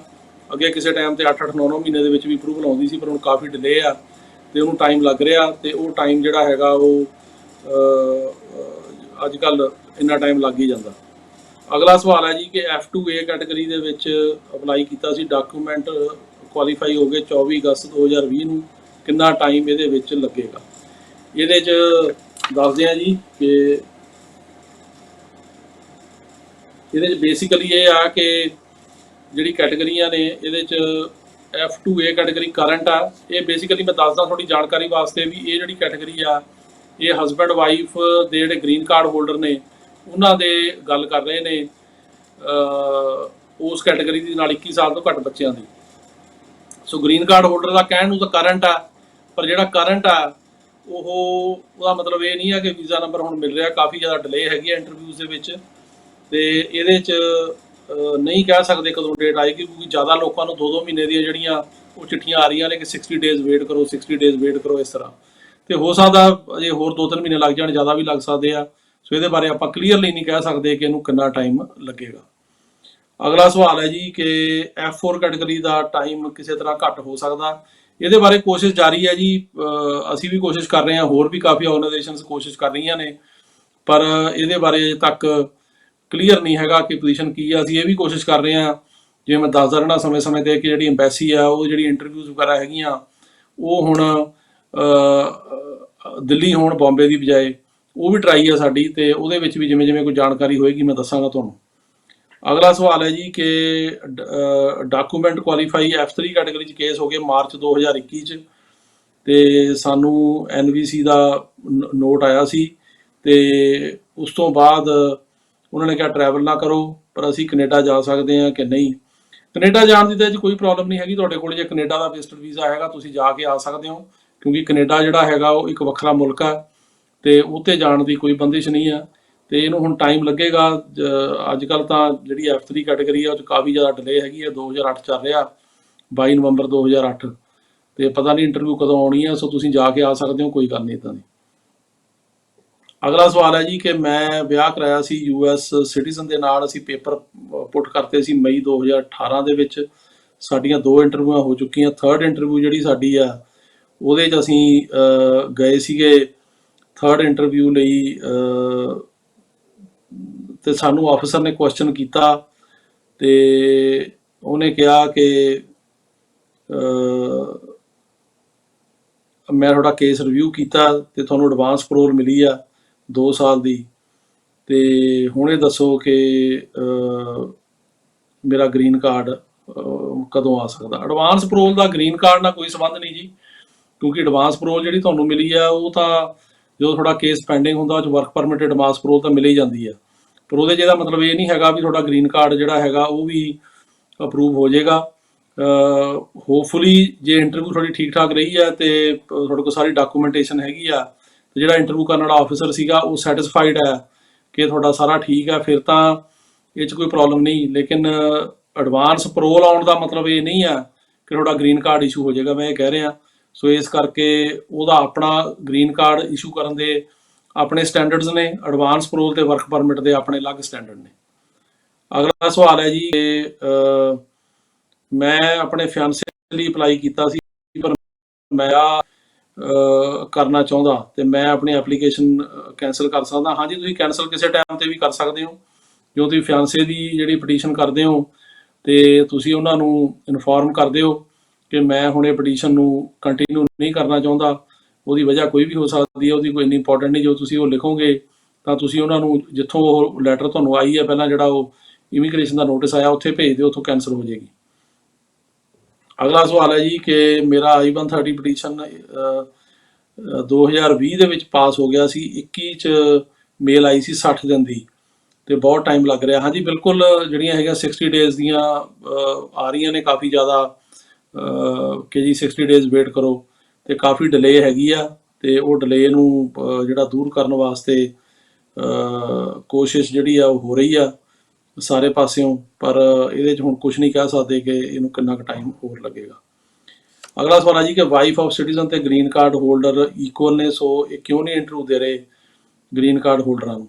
ਇਹ ਫੇਅਰ ਨਹੀਂ। ਬਿਲਕੁਲ ਠੀਕ ਹੈ ਜੀ, ਤੁਹਾਡੀ ਗੱਲ ਨਾਲ ਮੈਂ ਸਹਿਮਤ ਹਾਂ ਕਿ ਇਹ ਫੇਅਰ ਹੋਣਾ ਚਾਹੀਦਾ ਕਿ ਜੇ ਸਿਟੀਜ਼ਨ ਤੇ ਗ੍ਰੀਨ ਕਾਰਡ ਹੋਲਡਰ ਦਾ ਦੋਨਾਂ ਦਾ ਕਰੰਟ ਆ ਤਾਂ ਇੰਟਰਵਿਊ ਵੀ ਦੋਹਾਂ ਨੂੰ ਮਿਲਣੀ ਚਾਹੀਦੀ ਆ, ਪਰ ਹੋ ਕੀ ਰਿਹਾ ਹੁਣ ਵੀ ਜਿਹੜੇ US ਸਿਟੀਜ਼ਨ ਦੇ ਸਪਾਊਸਸ ਨੇ ਉਹਨਾਂ ਨੂੰ ਇੰਟਰਵਿਊ ਦੇ ਰਹੇ ਨੇ, ਗ੍ਰੀਨ ਕਾਰਡ ਹੋਲਡਰ ਦੇ ਜਿਹੜੇ ਸਪਾਊਸ ਨੇ ਉਹਨੂੰ ਇੰਟਰਵਿਊ ਨਹੀਂ ਦੇ ਰਹੇ।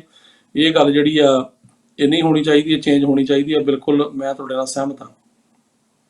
ਅਗਲਾ ਜੀ ਕਿ ਯੂ ਵੀਜ਼ਾ ਮੇਰੇ ਕੋਲ ਹੈਗਾ ਤੇ ਮੈਂ ਹੈਲਥ ਇੰਸ਼ੋਰੈਂਸ ਬਾਏ ਕਰ ਸਕਦਾ ਮਿਸੀਸਿਪੀ ਦੇ ਵਿੱਚ।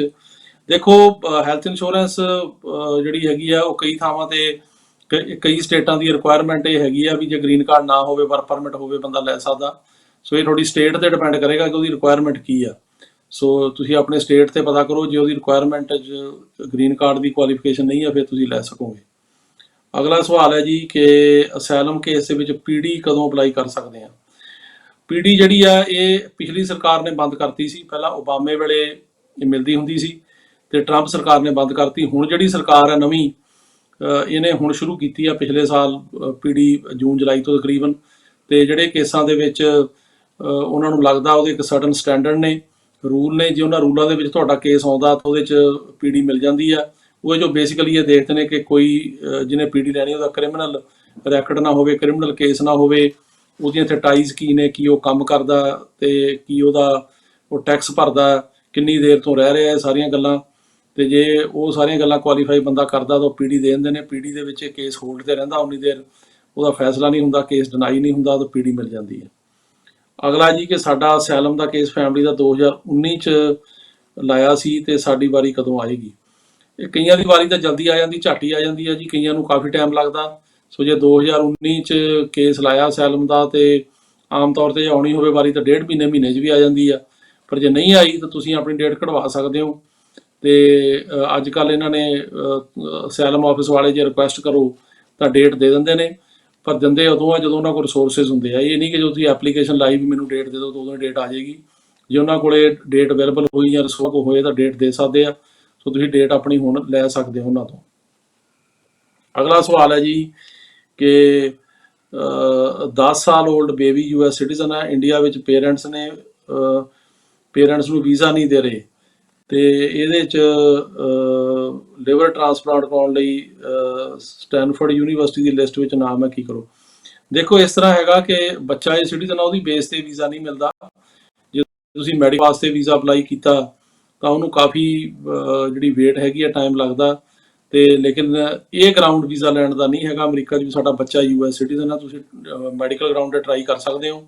ਲੇਕਿਨ ਅਜੇ ਇੰਟਰਵਿਊਜ਼ ਵਗੈਰਾ ਦੀ ਕਾਫੀ ਜ਼ਿਆਦਾ ਜਿਹੜੀ ਡਿਲੇ ਆ, ਸੋ ਟਰਾਈ ਕਰਨੀ ਪੈਣੀ ਹੈ ਬਾਰ-ਬਾਰ ਜਦੋਂ ਵੀ ਡੇਟ ਅਵੇਲੇਬਲ ਹੋਊਗੀ। ਬਾਕੀ ਉਹ ਫਿਰ ਮੈਡੀਕਲ ਗਰਾਊਂਡਸ ਤੇ ਵੀਜ਼ਾ ਜੇ ਉਹ ਚਾਹਣ ਤਾਂ ਦੇ ਸਕਦੇ ਆ।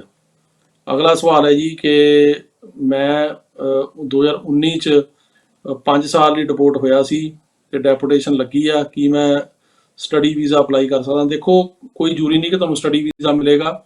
ਜੇ ਤੁਸੀਂ ਉਹ 5 ਸਾਲ ਦਾ ਡੈਪੂਟੇਸ਼ਨ ਦਾ ਪੀਰੀਅਡ ਪੂਰਾ ਕਰ ਲਿਆ ਤੇ ਸਟੱਡੀ ਵੀਜ਼ਾ ਤੁਸੀਂ ਟਰਾਈ ਕਰ ਸਕਦੇ ਹੋ, ਪਰ ਇਹ ਕੋਈ ਪੱਕਾ ਸ਼ੋਰ ਨਹੀਂ ਕਿ ਉਹ ਤੁਹਾਨੂੰ ਮਿਲੇ, ਕਿਉਂਕਿ ਜਦੋਂ ਇੱਕ ਵਾਰ ਡੈਪੂਟੇਸ਼ਨ ਲੱਗ ਜਾਂਦੀ ਹੈ ਉਸ ਤੋਂ ਬਾਅਦ ਦੁਬਾਰਾ ਉਹ ਆਮ ਤੌਰ ਤੇ ਨਾ ਹੀ ਕਰਦੇ ਆ। ਪਰ ਜੇ ਤੁਹਾਡਾ 5 ਸਾਲ ਦਾ ਪੀਰੀਅਡ ਉਹ ਪੂਰਾ ਹੋ ਗਿਆ, ਤੁਸੀਂ ਟਰਾਈ ਕਰਕੇ ਦੇਖ ਸਕਦੇ ਹੋ।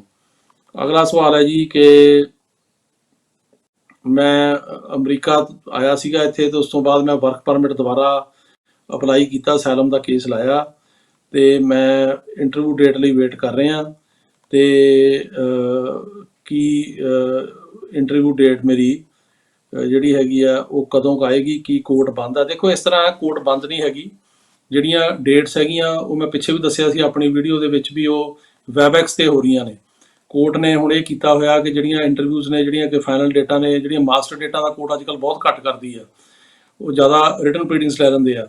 ਪਰ ਜੇ ਮਾਸਟਰ ਵੀ ਹੋਵੇ ਉਹ ਵੀ ਟੈਲੀਫੋਨਿਕ ਜਾਂ ਵੈਬਐਕਸ ਤੇ ਹੁੰਦੀ ਹੈ। ਜਿਹੜੀ ਇੰਡੀਵਿਜੂਅਲ ਡੇਟ ਆ ਫਾਈਨਲ ਉਹ ਵੈਬਐਕਸ ਤੇ ਹੁੰਦੀਆਂ ਨੇ। ਤੇ ਕੋਰਟ ਦੇ ਵਿੱਚ ਜਿਹੜਾ ਇਨ ਪਰਸਨ ਜਾਣਾ ਬੰਦ ਕੀਤਾ, ਜਿਵੇਂ ਅੱਗੇ ਆਪਾਂ ਕੋਰਟ ਜਾਂਦੇ ਸੀਗੇ, ਜੱਜ ਅੱਗੇ ਪੇਸ਼ ਹੁੰਦੇ ਸੀ, ਉਹ ਨਹੀਂ ਹੈਗਾ। ਹੁਣ ਤੁਹਾਨੂੰ ਵੈਬਐਕਸ ਤੇ ਪੇਸ਼ ਹੋਣਾ ਪੈਂਦਾ ਵਕੀਲ ਦੇ ਨਾਲ, ਉਹਦੇ ਆਫਿਸ 'ਚ ਬਹਿ ਕੇ ਤੁਸੀਂ ਜਾਂ ਕਿਸੇ ਹੋਰ ਜਗ੍ਹਾ ਤੋਂ ਵੀ ਵੈਬਐਕਸ ਕਰ ਸਕਦੇ ਹੋ ਤੇ ਵਕੀਲ ਵੀ ਵੈਬਐਕਸ ਤੇ ਹੁੰਦਾ। ਜਿਵੇਂ ਵੀਡੀਓ ਤੇ ਤੁਸੀਂ ਵੀ ਵੀਡੀਓ ਤੇ ਹੋਵੋਗੇ, ਸਰਕਾਰੀ ਵਕੀਲ ਵੀ, ਜੱਜ ਵੀ, ਇੰਟਰਪ੍ਰੈਟਰ ਵੀ, ਇਹ ਸਾਰੇ ਵੀਡੀਓ ਤੇ ਹੁੰਦੇ ਆ ਤੇ ਉਹ ਵੀਡੀਓ ਕਾਲ ਦੇ ਰਾਹੀਂ, ਜਿਹਨੂੰ ਵੈਬਐਕਸ ਕਹਿੰਦੇ ਆ, ਉਹ ਇੰਟਰਵਿਊ ਹੁੰਦੀ ਆ ਤੇ ਉਹ ਇੰਟਰਵਿਊ ਦੇ ਵਿੱਚ ਤੁਸੀਂ ਜਿਹੜਾ ਹੈਗਾ ਉਹ ਕੇਸ ਜੱਜ ਸੁਣਦੇ ਆ। ਸੋ ਇਸ ਤਰ੍ਹਾਂ ਹੋ ਰਿਹਾ, ਪਰ ਕੋਰਟਾਂ ਉੱਦਾਂ ਬੰਦ ਨਹੀਂ ਹੈਗੀਆਂ ਵੀ ਕੋਈ ਕਾਰਵਾਈ ਨਹੀਂ ਹੋ ਰਹੀ। ਜੇ ਡੇਟ ਨਹੀਂ ਆ ਰਹੀ ਉਹਦੇ ਬਾਰੇ, ਜੇ USCIS ਕੇਸ ਆ, ਮੈਂ ਦੱਸ ਕੇ ਹਟਿਆ ਕਿ ਤੁਸੀਂ ਉਹਨੂੰ ਰਿਕੁਐਸਟ ਕਰ ਸਕਦੇ ਹੋ ਡੇਟ ਲਈ। ਈਵਨ ਜਿਹੜੀਆਂ ਕੋਰਟ ਦੀਆਂ ਡੇਟਾਂ ਵੀ ਕਈਆਂ ਦੀਆਂ ਲੰਬੀਆਂ ਪਈਆਂ, ਜਿਵੇਂ ਕਿਸੇ ਦੀ ਡੇਟ 2025 'ਚ ਪੈ ਗਈ, 26 'ਚ ਵੀ ਦੇ ਰਹੇ ਡੇਟਾਂ, ਹੁਣ 24 'ਚ ਤਾਂ ਆਮ ਦੇ ਰਹੇ ਆ। ਤੇ ਉਹ ਜੇ ਕਿਸੇ ਨੇ ਪਹਿਲਾਂ ਲੈਣੀ ਆ ਤਾਂ ਤੁਸੀਂ ਮੋਸ਼ਨ ਟੂ ਐਡਵਾਂਸ ਕਰ ਸਕਦੇ ਹੋ। ਕੋਰਟ ਦੇ ਵਿੱਚ ਤੁਸੀਂ ਐਪਲੀਕੇਸ਼ਨ ਲਾ ਸਕਦੇ ਹੋ ਕਿ ਸਾਡੀ ਡੇਟ ਦਿੱਤੀ ਜਾਵੇ, ਉਹਨੂੰ ਮੋਸ਼ਨ ਟੂ ਐਡਵਾਂਸ ਕਹਿੰਦੇ ਆ। ਤੇ ਉਹਦੇ ਨਾਲ ਡੇਟ ਜਿਹੜੀ ਆ ਉਹ ਪਹਿਲਾਂ ਜੇ ਜੱਜ ਕੋਲ ਜਿਹੜੀ ਅਵੇਲੇਬਲ ਹੁੰਦੀ ਆ ਉਹ ਦੇ ਸਕਦਾ। ਅਗਲਾ ਸਵਾਲ ਹੈ ਜੀ ਕਿ ਜੇ ਕਿਸੇ ਦੀ ਅਸਾਈਲਮ ਦੀ ਜਿਹੜੀ ਹੈਗੀ ਆ ਕੇਸ ਦੀ ਡੇਟ ਨਹੀਂ ਆਈ, ਉਹ ਕੈਨੇਡਾ ਜਾ ਸਕਦਾ ਟਰੈਵਲ ਡਾਕੂਮੈਂਟ ਤੇ। ਟਰੈਵਲ ਡਾਕੂਮੈਂਟ ਕੋਈ ਜ਼ਰੂਰੀ ਨਹੀਂ ਵੀ ਮਿਲੇ ਜੀ, ਤੇ ਇਸ ਕਰਕੇ ਵਰਕ ਪਰਮਿਟ ਤਾਂ ਮਿਲ ਜਾਂਦਾ, ਪਰ ਟਰੈਵਲ ਡਾਕੂਮੈਂਟ ਇਹਦੇ 'ਚ ਕਾਫੀ ਹਾਰਡ ਹੈ। ਸੋ ਇਹ ਕੋਈ ਪੱਕਾ ਨਹੀਂ ਹੈਗਾ ਕਿ ਟਰੈਵਲ ਡਾਕੂਮੈਂਟ ਤੁਹਾਨੂੰ ਕੈਨੇਡਾ ਜਾਣ ਲਈ ਮਿਲੇਗਾ। ਅਗਲਾ ਸਵਾਲ ਹੈ ਜੀ ਕਿ ਮੇਰੇ ਬ੍ਰਦਰ ਨੇ 2005 'ਚ ਅਪਲਾਈ ਕੀਤਾ ਸੀਗਾ, 2000 ਦਸੰਬਰ 16 ਨੂੰ ਸਾਰਾ ਪੇਪਰ ਕੰਪਲੀਟ ਹੋ ਗਿਆ, ਵਰਕ ਤੇ ਅਜੇ ਇੰਟਰਵਿਊ ਨਹੀਂ ਆਈ। F4 ਕੈਟਾਗਰੀ ਦੀ ਗੱਲ ਕਰ ਰਹੇ ਨੇ। ਇਹਦੇ 'ਚ ਮੈਂ ਅੱਗੇ ਵੀ ਦੱਸ ਕੇ ਹਟਿਆ ਵੀ ਕਾਫੀ ਜ਼ਿਆਦਾ ਡਿਲੇ ਹੈ ਜੀ। ਤੇ ਇਹਦੇ 'ਚ ਹੁਣ ਦੇਖਣ ਵਾਲੀ ਗੱਲ ਇਹ ਆ ਵੀ ਇਹ ਮਹੀਨੇ ਅੱਗੇ ਤੁਰੇਗਾ ਕਿ ਨਹੀਂ ਕੰਮ, ਕਿਉਂਕਿ ਪਿੱਛੇ ਦਾ ਕਾਫੀ ਜ਼ਿਆਦਾ ਜਿਹੜਾ ਹੈਗਾ ਉਹ ਸਲੋ ਰਿਹਾ, ਕੈਟਾਗਰੀਆਂ ਮੂਵ ਨਹੀਂ ਹੋਈਆਂ। ਸੋ ਦੇਖਦੇ ਹਾਂ ਕਿ ਇਹ ਮਹੀਨੇ ਦੇ 'ਚ ਕੀ ਹੁੰਦਾ। ਅਗਲਾ ਸਵਾਲ ਹੈ ਜੀ ਕਿ ਮੈਕਸੀਕੋ, ਰਮੇਨ ਇਨ ਮੈਕਸੀਕੋ ਬਾਰੇ ਦੱਸੋ। ਰਮੇਨ ਇਨ ਮੈਕਸੀਕੋ ਬਾਰੇ ਮੈਂ ਦੱਸਦਾ ਰਹਿੰਦਾ ਜੀ ਕਿ ਰਮੇਨ ਇਨ ਮੈਕਸੀਕੋ ਜਿਹੜੀ ਪਾਲਿਸੀ ਆ ਉਹ ਲਾਗੂ ਹੋ ਗਈ ਆ, ਪਰ ਅਜੇ ਤੱਕ ਆਪਣੇ ਪੰਜਾਬੀਆਂ ਤੇ ਲਾਗੂ ਨਹੀਂ ਹੋਈ। ਉਹ ਪਾਲਿਸੀ ਜਿਹੜੀ ਆ ਉਹ ਜ਼ਿਆਦਾ ਜਿਹੜੇ ਸਪੈਨਿਸ਼ ਸਪੀਕਿੰਗ ਲੋਕ ਨੇ, ਜਿਹੜੇ ਕਿ ਉਹਨਾਂ ਕੰਟਰੀਜ਼ ਤੋਂ ਆਉਂਦੇ ਨੇ, ਜਿਵੇਂ ਵੈਨਜ਼ੂਏਲਾ ਹੋ ਗਿਆ, ਐਲ ਸੈਲਵਾਡੋਰ ਹੋ ਗਿਆ, ਜਾਂ ਗੁਆਟੇਮਾਲਾ ਹੋ ਗਿਆ, ਬ੍ਰਾਜ਼ੀਲ, ਉੱਥੋਂ ਆਉਂਦੇ, ਉਹਨਾਂ ਤੇ ਲਾਗੂ ਆ। ਜਿਹੜੇ ਪੰਜਾਬ ਤੋਂ ਆ ਰਹੇ ਆ ਜਾਂ ਇੰਡੀਆ ਤੋਂ ਆ ਰਹੇ ਆ, ਉਹਨਾਂ ਬੰਦਿਆਂ ਨੂੰ ਇਹ ਇੱਥੇ ਸਿੱਧਾ ਐਂਟਰੀ ਦੇ ਦਿੰਦੇ ਆ, ਜਾਂ ਕੈਂਪ 'ਚ ਲੈ ਜਾਂਦੇ ਆ, ਜਾਂ ਉੱਥੋਂ ਹੀ ਛੱਡ ਦਿੰਦੇ ਨੇ ਕਿਸੇ ਗਰੰਟਰ ਦੀ ਸੁਪਰਵਿਜ਼ਨ ਥੱਲੇ, ਉਹਦੀ ਜਿਹੜੀ ਹੈਗੀ ਆ ਗਰੰਟੀ ਲੈ ਕੇ, ਤੇ ਉੱਥੇ ਕੇਸ ਜਿਹੜਾ ਹੈਗਾ ਉਹ ਫਿਰ ਚੱਲਦਾ। ਤੇ ਇਹਦੇ 'ਚ ਬੇਸਿਕਲੀ ਜਿਹੜਾ ਹੈਗਾ ਉਹਦੇ 'ਚ ਪੰਜਾਬੀਆਂ ਦੇ ਉੱਤੇ ਅਜੇ ਤੱਕ ਲਾਗੂ ਨਹੀਂ ਹੈ ਇਹ ਪਾਲਿਸੀ। ਪਰ ਉਹਦਾ ਮਤਲਬ ਇਹ ਨਹੀਂ ਕਿ ਅਸੀਂ ਇਹ ਕਹਿ ਰਹੇ ਹਾਂ ਵੀ ਇਸ ਤਰੀਕੇ ਨਾਲ ਆਉਣਾ ਠੀਕ ਹੈ। ਸੋ ਮੈਂ ਹਮੇਸ਼ਾ ਆਪਣੀ ਵੀਡੀਓ ਰਾਹੀਂ ਦੱਸਦਾ ਕਿ ਇਸ ਤਰੀਕੇ ਨਾਲ ਨਾ ਆਓ, ਕਿਉਂਕਿ ਇਹ ਤਰੀਕਾ ਗਲਤ ਆ, ਗੈਰ ਕਾਨੂੰਨੀ ਆ, ਨਾਲੇ ਇਹਦੇ ਵਿੱਚ ਕਾਫੀ ਜ਼ਿਆਦਾ ਜ਼ੋਖਮ ਹੈ, ਖਤਰਾ ਵੀ ਆ। ਪਰ ਜਿਹੜਾ ਤੁਹਾਡਾ ਸਵਾਲ ਹੈ ਕਿ ਰਮੇਨ ਇਨ ਮੈਕਸੀਕੋ ਪਾਲਿਸੀ, ਉਹ ਇਹ ਆ ਵੀ ਪਾਲਿਸੀ ਲਾਗੂ ਹੋਈ ਆ, ਪਰ ਆਪਣੇ ਪੰਜਾਬੀਆਂ ਤੇ ਲਾਗੂ ਨਹੀਂ ਹੋਈ, ਉਹ ਜਿਹੜੇ ਸੈਂਟਰਲ ਅਮਰੀਕਨ ਕੰਟਰੀਜ਼ ਦੇ ਲੋਕ ਨੇ ਉਹਨਾਂ ਤੇ ਲਾਗੂ ਹੋਈ ਹੈ ਅਜੇ ਤੱਕ। ਅਗਲਾ ਸਵਾਲ ਹੈ ਜੀ ਕਿ 2018 ਦੇ ਵਿੱਚ ਮੈਨੂੰ ਰਿਪੋਰਟ ਕੀਤਾ ਸੀ ਤੇ ਕੀ ਮੈਂ ਦੁਬਾਰਾ ਇੱਥੇ ਆ ਸਕਦਾ? ਨਹੀਂ ਜੀ, ਕੋਈ ਜ਼ਰੂਰੀ ਨਹੀਂ। ਜੇ ਡੈਪੂਟੇਸ਼ਨ ਜਿਹੜੀ ਲੱਗੀ ਆ, ਪਹਿਲੀ ਗੱਲ ਤਾਂ ਉਹ 5-10 ਸਾਲ ਦੀ ਹੁੰਦੀ ਆ ਤੇ ਉਹਨੂੰ ਦੁਬਾਰਾ ਰੀਇਨਸਟੇਟ ਕਰ ਸਕਦੇ, ਦੁਬਾਰਾ ਆਉਂਗੇ ਤੁਹਾਨੂੰ ਦੁਬਾਰਾ ਫਿਰ ਡਿਪੋਰਟ ਕੀਤਾ ਜਾ ਸਕਦਾ। ਅਗਲਾ ਸਵਾਲ ਹੈ ਜੀ ਕਿ ਕੀ ਤੁਸੀਂ ਵਾਹਵਾ ਦੇ ਕੇਸ ਹੈਂਡਲ ਕਰਦੇ ਹੋ? ਹਾਂਜੀ, ਕਰਦੇ ਆ। ਵਾਹਵਾ ਦਾ ਕੇਸ ਜਿਹੜਾ ਬੇਸਿਕਲੀ, ਇਹ ਮੈਂ ਦੱਸ ਦਿਆਂ ਦੂਜਿਆਂ ਦੀ ਜਾਣਕਾਰੀ ਲਈ, ਕੀ ਹੁੰਦਾ ਕਿ ਜੇ ਕਿਸੇ ਬੰਦੇ ਨੇ ਵਿਆਹ ਕਰਾਇਆ ਹੋਇਆ ਸਿਟੀਜ਼ਨ ਜਾਂ ਗ੍ਰੀਨ ਕਾਰਡ ਹੋਲਡਰ ਦੇ ਨਾਲ, ਤੇ ਉਹ ਜਿਹੜੀ ਮੈਰਿਜ ਆ ਉਹ ਠੀਕ ਨਹੀਂ ਚੱਲ ਰਹੀ ਤੇ ਉਹ ਕਲੇਮ ਕਰਦਾ ਵੀ ਮੇਰੇ ਨਾਲ ਬੜੀ ਜ਼ਿਆਦਤੀ ਹੋਈ ਹੈ, ਧੱਕਾ ਹੋਇਆ ਤੇ ਵਿਆਹ ਦੌਰਾਨ ਜ਼ੁਲਮ ਹੋਇਆ, ਤੇ ਉਹਨੂੰ ਫਿਰ ਉਹ ਵਾਹਵਾ ਦਾ ਕੇਸ ਕਰ ਸਕਦਾ। I-360 ਪਟੀਸ਼ਨ ਕੀਤੀ ਜਾਂਦੀ ਹੈ, ਗ੍ਰੀਨ ਕਾਰਡ 485 ਕੀਤਾ ਜਾਂਦਾ, ਤੇ ਜੇ ਉਹਦੇ ਵਿੱਚ ਹਾਰਡਸ਼ਿਪ ਜਿਹੜੀ ਜੋ ਵੀ ਉਹਨੂੰ ਤੰਗੀ ਆਈ ਆ ਉਹ ਜੇ ਉਹ ਪ੍ਰੂਵ ਕਰ ਸਕੇ ਤਾਂ ਉਹ 'ਚ ਗ੍ਰੀਨ ਕਾਰਡ ਵੀ ਮਿਲ ਜਾਂਦਾ। ਤੇ ਇਹ ਕੇਸ ਅਸੀਂ ਹੈਂਡਲ ਕਰਦੇ ਹਾਂ, ਕਾਫੀ ਕਰਦੇ ਹਾਂ। ਬਲਕਿ ਸਾਡੇ ਪਿਛਲੇ ਮਹੀਨੇ 'ਚ ਜਿਹੜਾ ਲੰਘਿਆ ਮਹੀਨਾ ਜਨਵਰੀ, ਇਹਦੇ ਵਿੱਚ 2 ਕੇਸ ਵਾਹਵਾ ਦੇ ਅਪਰੂਵ ਵੀ ਹੋਏ ਆ, ਤੇ ਪਿਛਲੇ ਸਾਲ ਵੀ ਸਾਡੇ 4-5 ਕੇਸ ਅਪਰੂਵ ਹੋਏ ਸੀ। ਸੋ ਇਸ ਤਰ੍ਹਾਂ ਵਾਹਵਾ ਦੇ ਕੇਸ ਕਾਫੀ ਕਰਦੇ ਹਾਂ। ਤੁਸੀਂ ਸਾਡੇ ਨਾਲ ਸੰਪਰਕ ਕਰ ਸਕਦੇ ਹੋ 9179154142 ਤੇ ਜਾਂ jbsinghattorney@gmail ਤੇ ਕਰ ਲਓ, ਜਾਂ ਮੇਰੇ ਦਫ਼ਤਰ ਜਿਹੜੇ ਆ ਨਿਊਯਾਰਕ, ਫਰੀਮੌਂਟ ਜਾਂ ਫ੍ਰਿਜ਼ਨੋ, ਉੱਥੇ ਤੁਸੀਂ ਆ ਸਕਦੇ ਹੋ। ਅਗਲਾ ਸਵਾਲ ਹੈ ਜੀ ਕਿ F4 ਕੈਟਾਗਰੀ ਦੀ ਜਿਹੜੀ ਡੇਟ ਆ ਉਹ ਜੁਲਾਈ 2020 ਹੈਗੀ ਆ, ਕਦੋਂ ਤੱਕ ਵਾਰੀ ਆਏਗੀ? ਡਾਕੂਮੈਂਟ ਕੁਆਲੀਫਾਈ ਹੋ ਗਏ ਆ, ਇਹਨੂੰ ਟਾਈਮ ਲੱਗੇਗਾ ਜੀ। ਸਾਡੀ ਕੋਸ਼ਿਸ਼ ਤਾਂ ਰਹਿੰਦੀ ਹੈ ਟਰੈਕ ਕਰਨ ਦੀ ਵੀ ਜੇ ਫਾਸਟ ਹੋਵੇ, ਪਰ ਪਿੱਛੇ ਹੋਇਆ ਨਹੀਂ। ਸੋ ਦੇਖਦੇ ਹਾਂ ਇਹਨੂੰ ਕਿੰਨਾ ਕੁ ਟਾਈਮ ਹੋਰ ਲੱਗਦਾ, ਜੇ ਤੁਹਾਨੂੰ ਵੇਟ ਹੀ ਕਰਨੀ ਪਏਗੀ। ਤੇ ਅਗਲਾ ਸਵਾਲ ਹੈ ਜੀ ਕਿ ਪੇਰੈਂਟਸ ਬਾਰੇ ਦੱਸੋ ਜੀ। ਜਿਹੜਾ US ਸਿਟੀਜ਼ਨ ਆ ਉਹ ਆਪਣੇ ਪੇਰੈਂਟ ਦਾ ਅਪਲਾਈ ਕਰ ਸਕਦਾ, immigrant visa green card holder ਨਹੀਂ ਕਰ ਸਕਦਾ। ਸੋ ਜੇ ਸਿਟੀਜ਼ਨ ਅਪਲਾਈ ਕਰਦਾ ਪੇਰੈਂਟਸ ਦਾ, ਤੁਹਾਨੂੰ ਅੱਜ ਕੱਲ੍ਹ 1.5 ਤੋਂ 2 ਸਾਲ ਦਾ ਟਾਈਮ ਲੱਗ ਰਿਹਾ, ਕਾਫੀ ਸਲੋ ਆ, ਵੇਟ ਆ। ਲੇਕਿਨ ਸਿਟੀਜ਼ਨ ਜਿਹੜਾ 21 ਸਾਲ ਤੋਂ ਉੱਪਰ ਆ, ਓਵਰ 21, ਉਹ ਆਪਣੇ ਪੇਰੈਂਟਸ ਦਾ ਅਪਲਾਈ ਕਰ ਸਕਦਾ।